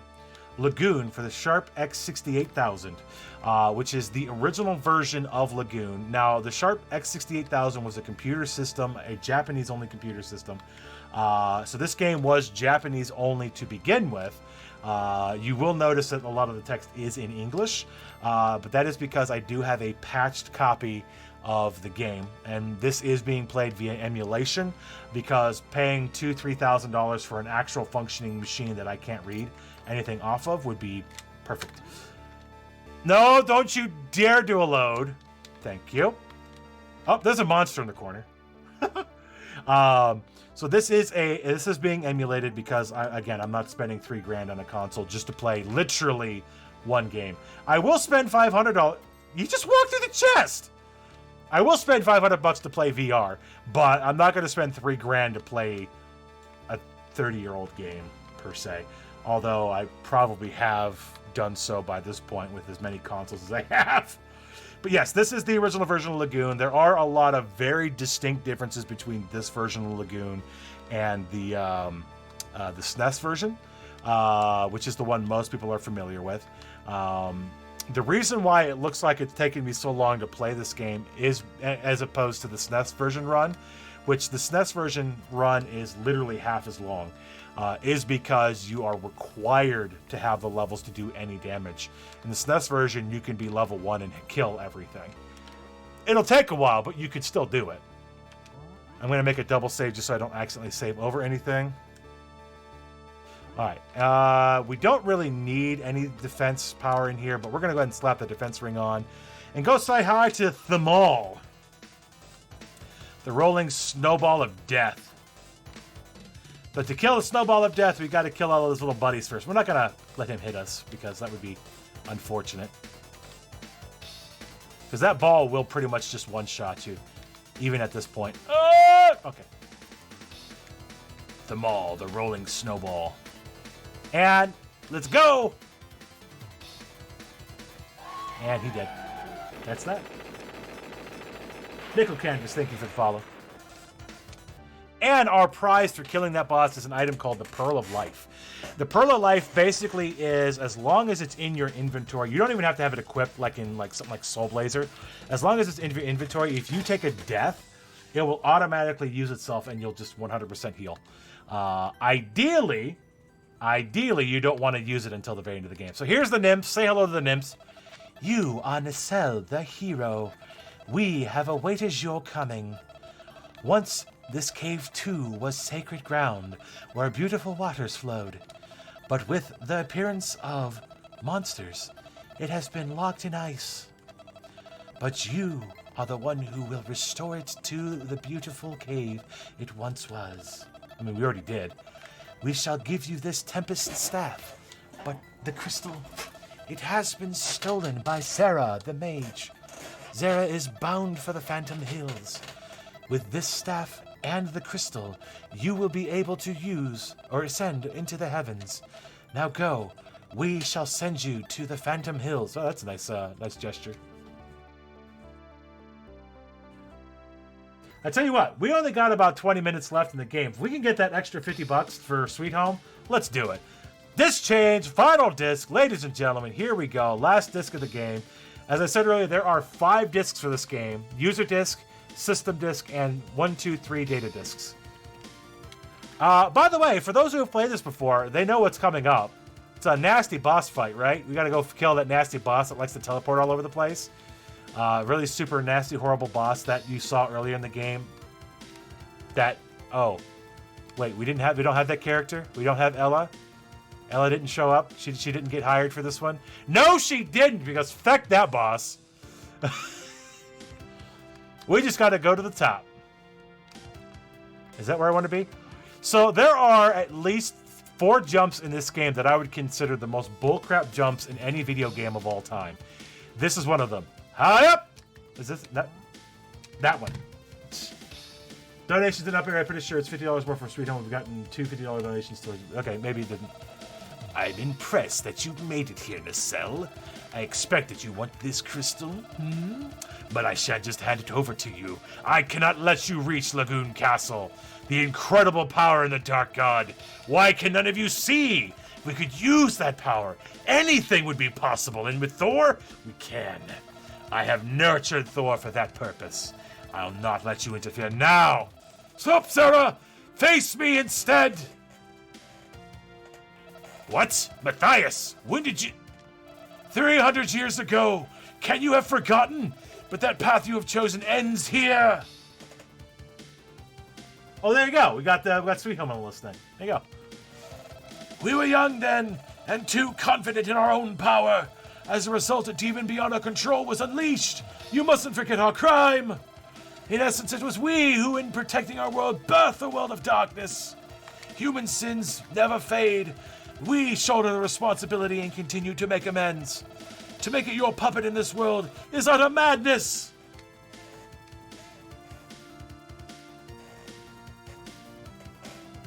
Wait for the load. DBZ time, by the way, incoming. Spoilers. DBZ time. Bah! You worthless old fool! However you struggle, it's too late. Before long, that power will be in my hands. You're a disgrace, Sarah! Shut up and fight. DBZ time. Pew, pew, pew, pew.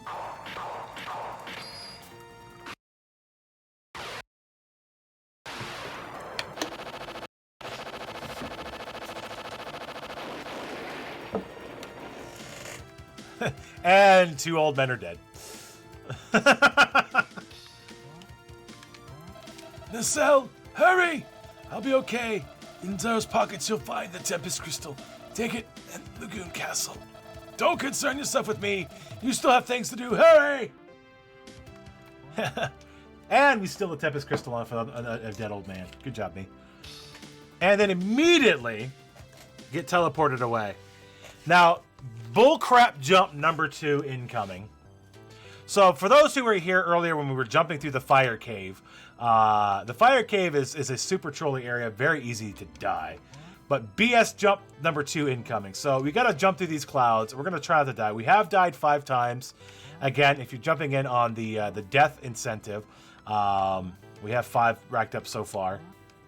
So the BS jump here, you just have to know that you have to go to this point right here and jump off. If you don't jump far enough or just walk off, you die, you game over. You have to jump all the way up to it, and I missed it. I missed it.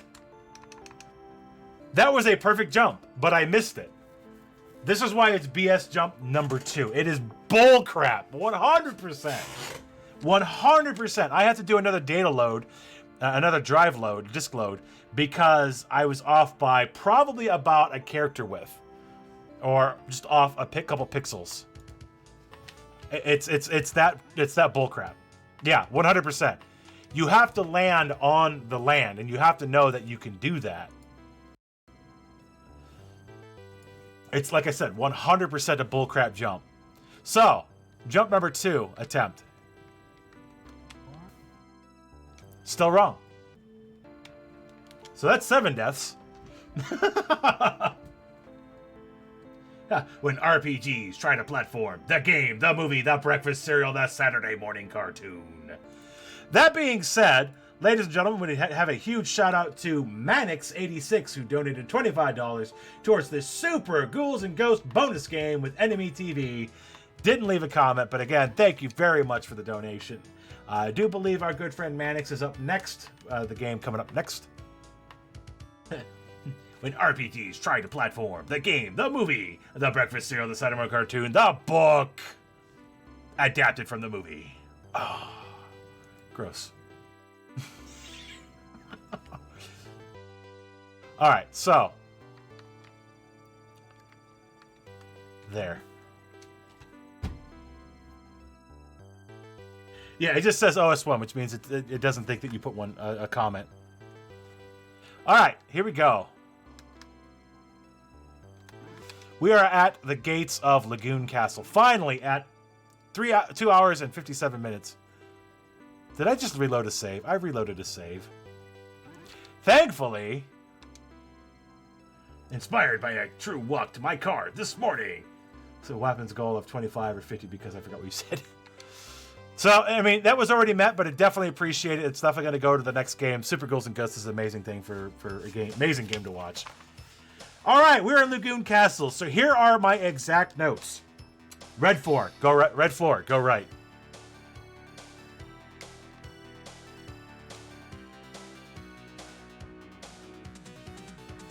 Harlequin. The Joker. Oh, not quite.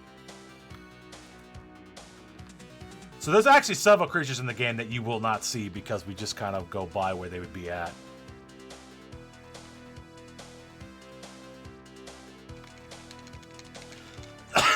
So, red floor, go right. Done. Next note is climb to the blue. So we climb to the blue.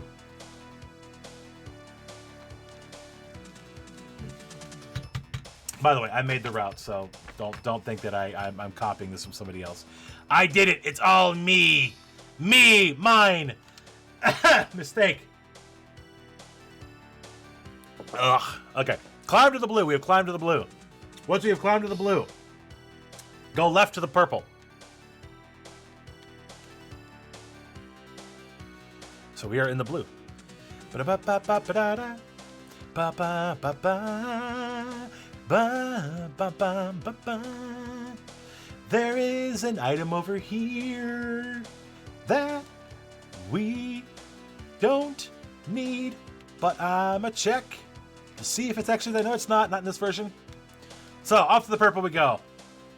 So get to the red, go right. Get to the blue, go left. Get to the purple, go up. I love my notes. My notes are perfect. How dare anyone say otherwise? But yeah, we actually skip about half to 2/3 of Lagoon Castle in its entirety. The whole game is about getting to Lagoon Castle, getting to this magical place that's floating high in the air, and dealing with the shenanigans that's involved here. And we skip literally at least half of the castle of Castle Lagoon. We just go right by it. Crabs! These are amazing for experience, but they're a pain in the backside to kill initially. Crabs are the most amazing amount of experience, and they're quite delicious. I went the wrong way. Lagoon Castle was the friends we made along the way. I keep doing that. That's not the first time I've done that. I keep doing that. We could technically have gone that way earlier, and that would have been fine. But no. We're going this way. What's that? You're running Kickles too. Yeah, I'm running Kickle as well. That'll be on a deep Sunday morning, but that's okay. I usually end up wind up running a game on Sunday mornings on a lot of these marathons. I don't know why. I have not de-rusted Kickles, so it's going to be interesting to see if I can finish it in an hour and 15, an hour and 10. But yeah, Kickle's a great NES puzzle game. It's a fun game. Crab foam with a crab sprite. Shout outs to crabs, eating crabs. Delicious, delicious, tasty crabs with some butter and garlic meat. So we get our final shield, the Moon Shield. Huh. Lagoon Castle's infested post crabs. That's fine. Go ahead. Got crab emotes. Shoot them out there. So we fight Green Knights and crabs. So we've got our final shield. We're on our way to talk to the princess, who is theoretically being held in the castle, but I don't know. I don't get this particular setup, but we're not actually saving the princess here. We're just talking to her.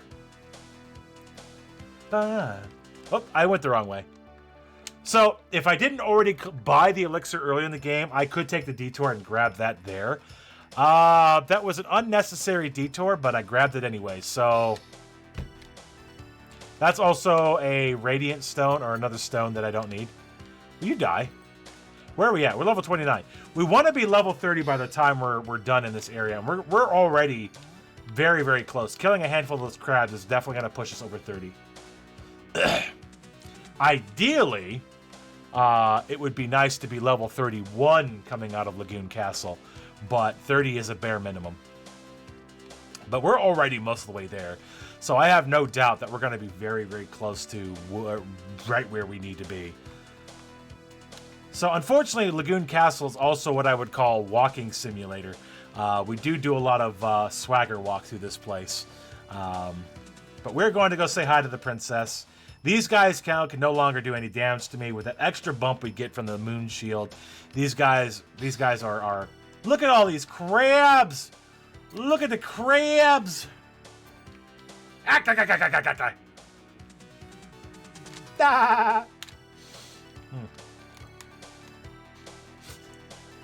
Never do that again. More crabs! We'll kill that guy on the way back.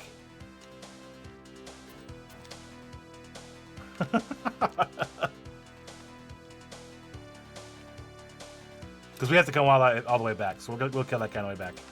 He's like, "Why did you leave? I wanted to fight." Like, I do too, but I gotta go. I gotta keep moving. I gotta keep moving. So we are definitely in the home stretch of the game. We just have Lagoon Castle and the underground. But here's the princess. Say hi, princess. Hurry, Nacelle, the Dark God has returned. I've dispelled the barriers inside the castle. Hurry! And then she just goes away. I don't think I need the stone, but just for the sake of making sure I've got every item in the game. You've got most of the items here. Everything that's empty there, I've either used it or I haven't gotten it yet. But it's 100%. That is a Radiant Stone. Yeah, we picked up one of those earlier. That wasn't necessary. So it's funny, the game gives you a lot of money, but there's literally only 2 times during the run that you use it.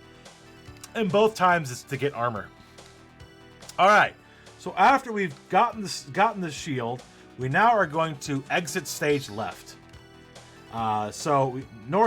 Purple northwest moon shield, purple east princess, exit left moon armor.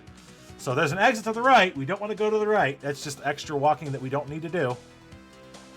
And there's that green guy we walked by earlier. He dead now. We're level 30 now, and we're well on our way to 31. And there's the other guy I walked by. Crabs! And again, these guys are ideal if you can pin them against the wall. Because they have so much defense and health at this point. Even at this level, they're just bullet sponges. Damage sponges. But if you pin anything against the wall, or they pin you against the wall, there are no iframes. So in this game, yes, there are quite literally no iframes. So if they manage to pin you against the wall, you pin them against the wall, they just die in a matter of moments. Hey, managed to sneak back in for work. Not good. Watch the end of this. Yes, we are in the home stretch. We have the end of Lagoon Castle, collecting three more major items here, and the next area with one more major item, and we're well on our way.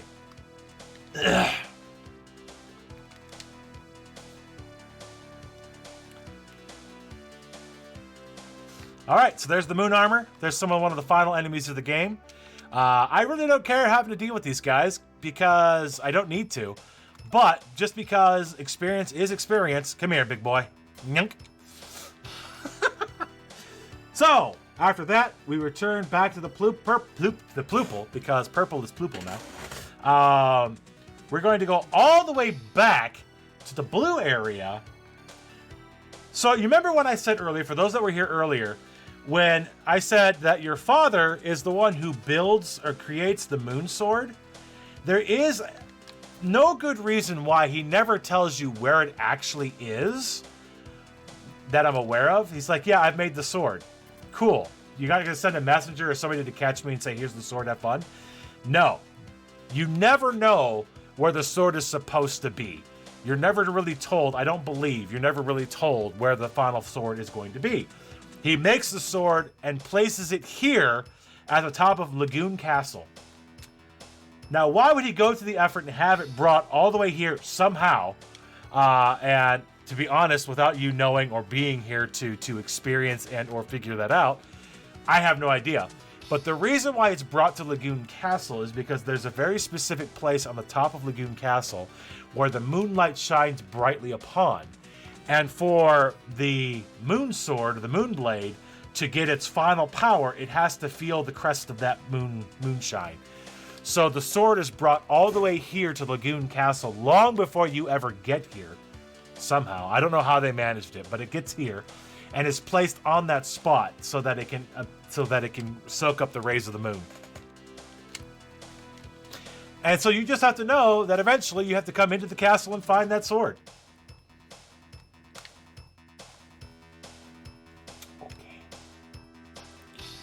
So, bow all the way back up to the blue, and we're here because that moon spot is right here. Moonblade obtained. We now have all of the major gear of the game. Hooked up. Level 5, all up the way. You'll also notice that I can't cast magic off the first two, but we do have magic off of these two. The Water Dragon and the Explosive Thunder. I'm going to do the dragon, because the dragon could be fun.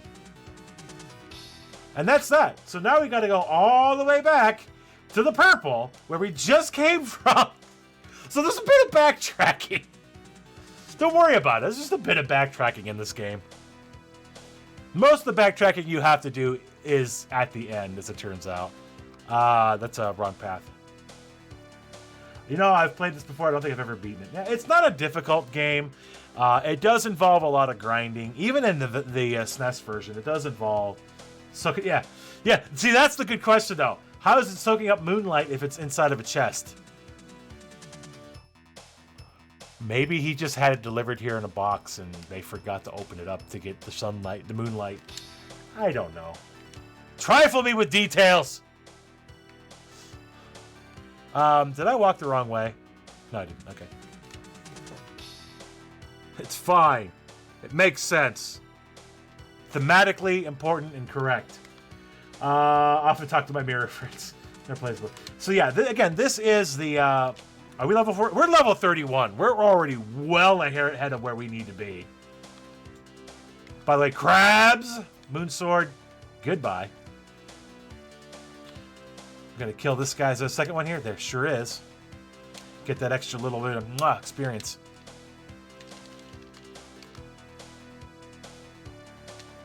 All right, onward.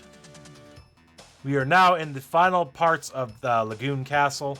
We are gonna go grab a couple more things. We still don't have everything in the game. There is a very important item here, as well as some big enemies. Also, shoutouts to enemy. What a beast. He lost all that weight. Now he's like super buff. He's awesome. Shoutouts to keeping that up and doing that.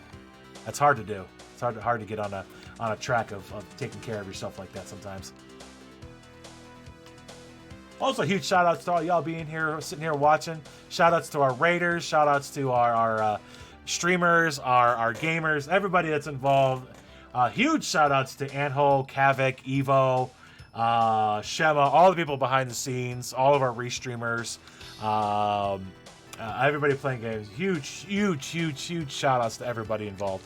Did I get what I wanted here? I did not. I almost walked out.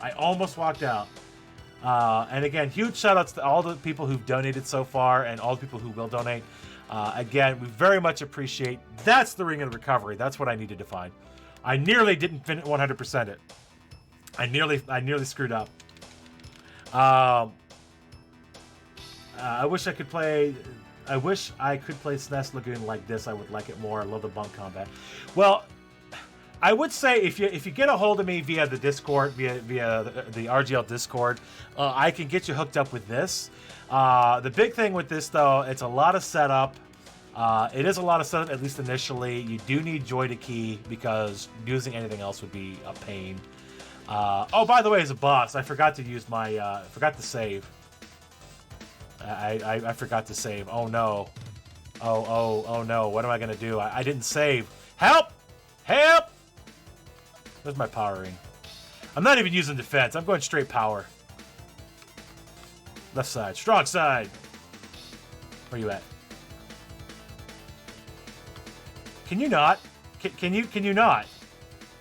Bro, can you not? Where's he at? There we go. Bro! Bro, can you not? Can you not? I can't even get... By the way, these guys can push you out. Okay. Can I hit him once? Can I hit him twice? Can I kill him in his face hole? We got him. Ladies and gentlemen, we got him. And I need to make sure I shut that ring off, otherwise I'm just going to lose my... I never did cast a spell. Hold on. Water Dragon! So I gotta say, some of the magic in the game is really cool. I really haven't been using it because it's not worth it. It's not worth it. Now I have to wait and get all that magic regenerated. Now I gotta wait for all that magic to regenerate.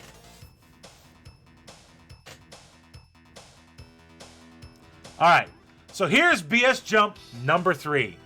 Can you tell me where you think you're supposed to jump off to? Take a wild guess. That's right, you're supposed to jump off onto that little thing over there. Oh no, but I fell! You're actually supposed to fall.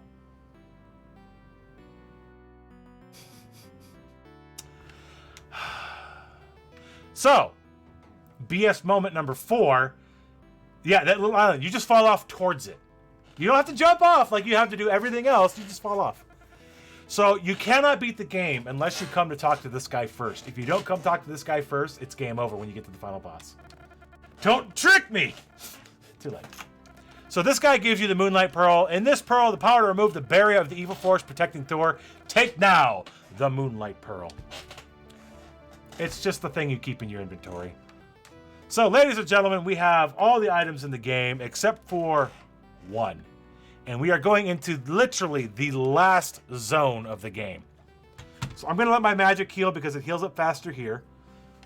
We are level 41. We are right there at the level 32 point. We are going to take a little bit of time to get some extra levels because it would be bad. The best friend moments are my favorite. There are no best friend moments in this game. On this version. I'm sorry. So, the final area. Yep, we're good. Let's go. Let's go. Okay, I'm just joking with you. You gotta be in the middle. All right. So now this area is a troll of an area because this area is so convoluted. But we're gonna get our last 2 or 3 levels or 4 levels here. And these guys do hit pretty hard. This is not a bad place to consider using your defense ring, but you will have to heal that magic up before you go into the final boss, because you will need to have your defense ring fully charged and ready for the boss. Now, there is an item in this area, the final item of the game. It is another ring. It is the fifth and final ring. And that ring is the time ring, the most powerful ring of the 5 rings. The time ring does what it sounds like it does. It sounds like it should do. It actually will stop time and enemies will stop moving around on the screen. However, if you are watching how quickly my magic depletes when I use a power ring or use the defense ring, it soaks the time ring will soak your magic about 5-10 times that fast. So the time ring, even at full magic, will only last maybe 10-15 seconds at the most, while your defense ring and your power ring will last like 30, 40, 50 seconds.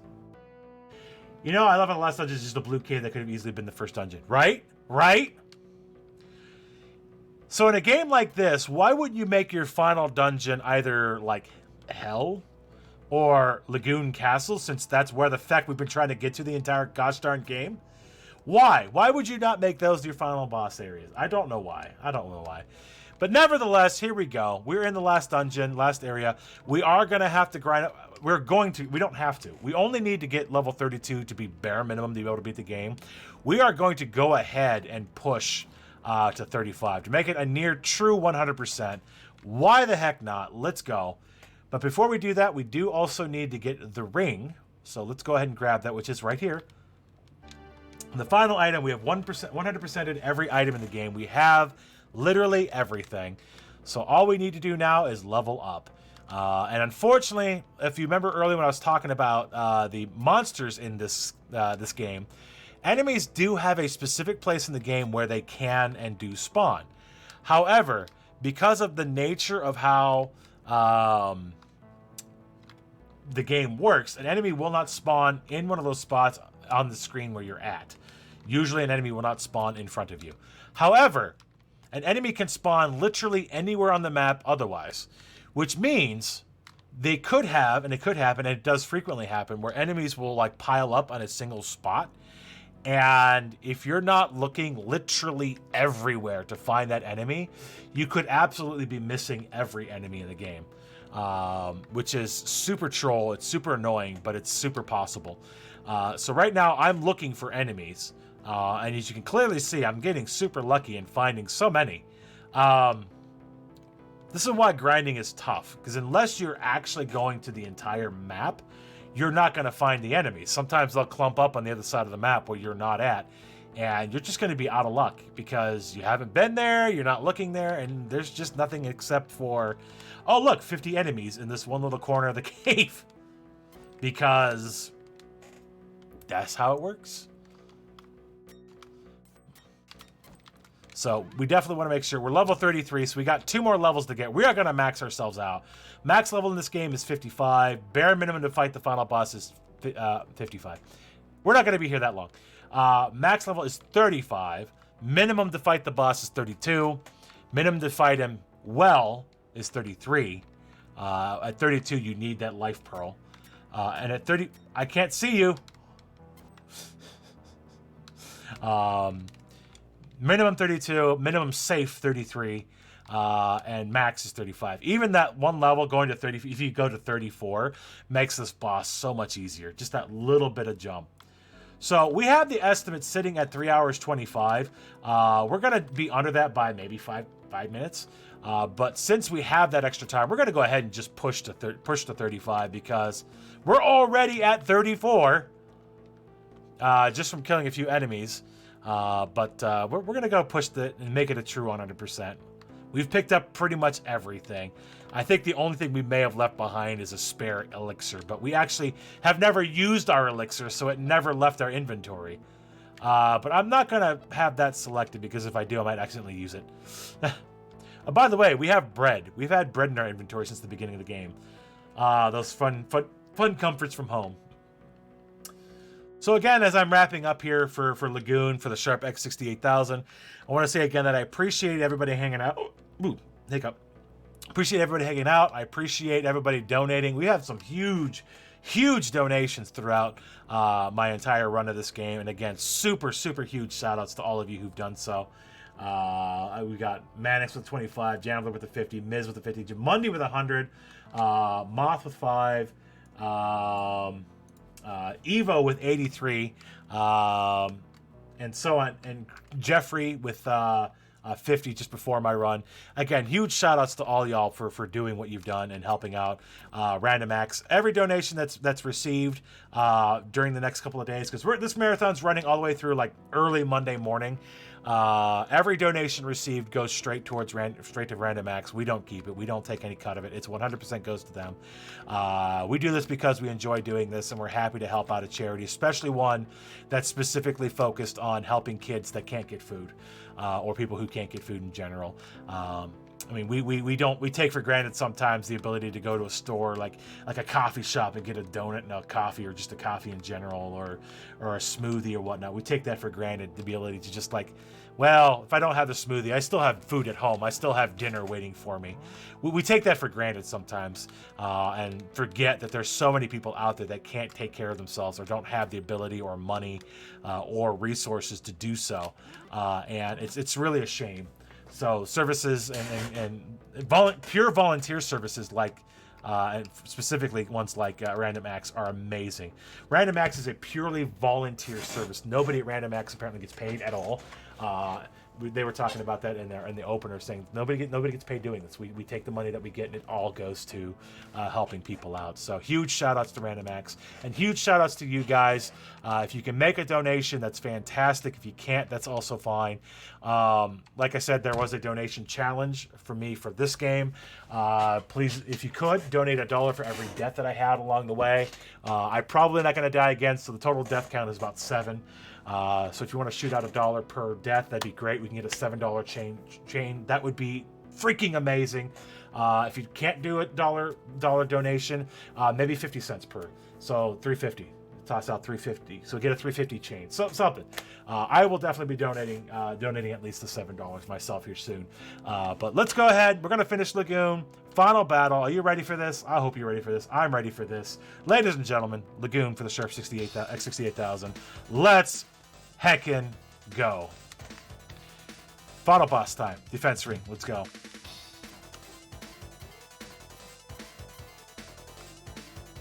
Let's go.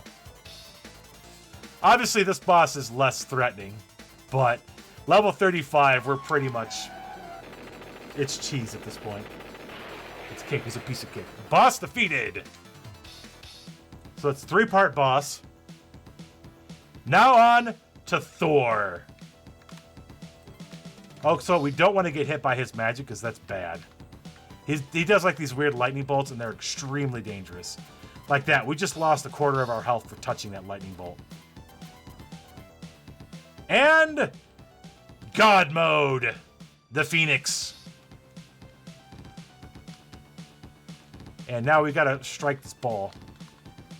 Like I said, level 35, this is a cakewalk. We took the extra couple of seconds to get level 35 because we could. Ladies and gentlemen, final boss has been defeated. It's not GG yet. You sound a bit Thor about that. You have shown me the power of the Moonblade. Your power illumines even the heart of one submerged in darkness. I had long forgotten so warm a heart. Worry not, the princess is safe. Wrapped in my darkness, a place of safety. The seal will unravel soon. Farewell, Nacelle, the hero. Blech. And Nacelle, thank you. Even within the darkness, actually time shouldn't have stopped yet, but there it is. It is surely the strength of a hero. You have not only saved this world, but also the hearts of people burdened with a tragic fate. conflict, it begets only tragedy. But you, I fear, are able to wield the sword rightly. Now, let us go. I will land Lagoon Castle. GG! 100%ed. 100%ed.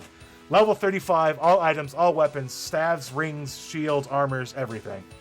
And the only thing you didn't see is a few enemies. We kind of didn't fight everything. So, ladies and gentlemen, Thalfon has kicked off the $7 donation train with $7, donating it to Sweet Home. Thank you very much, Thalfon, for jumping on that train, getting us kicked off. If anybody else wants to donate into the train, $1 for one death, $7 train would be fantastic. If you can't do $7, you can do 5, do 5. If you can't do 5, do half the amount, do $3.50 from the 7. That would be fantastic. We would love to have that going to them. Again, everybody, appreciate your time, appreciate you hanging out with me. The marathon doesn't stop here. This is not the last game. It was the last game for the first day of the marathon. But we've got a ton more games to go. We've got a ton more content. I hope you all stick around. Hope you all be ready for the further shenanigans. Up next after me, we actually have Anthole and Kavik with Teenage Mutant Ninja Turtles, if that hasn't changed. Let me see. Let me make sure. Because it was Mannix. Yes, Teenage Mutant Ninja Turtles randomizer. Randomizer created by our very own Kavik. So huge shout outs. You're going to see a randomizer immediately next. Stay tuned for information on randomizers, randomizer Monday or Tuesday, whenever that happens. But up next is a randomizer Teenage Mutant Ninja Turtles. Stay tuned. Get on that $7 hype train. Donate that $7 to the thing. Hit that donation link. Please, please, please, please stick around. If you can't donate, just stick around and enjoy the show. Appreciate it very much, guys. We'll see you all in the next one.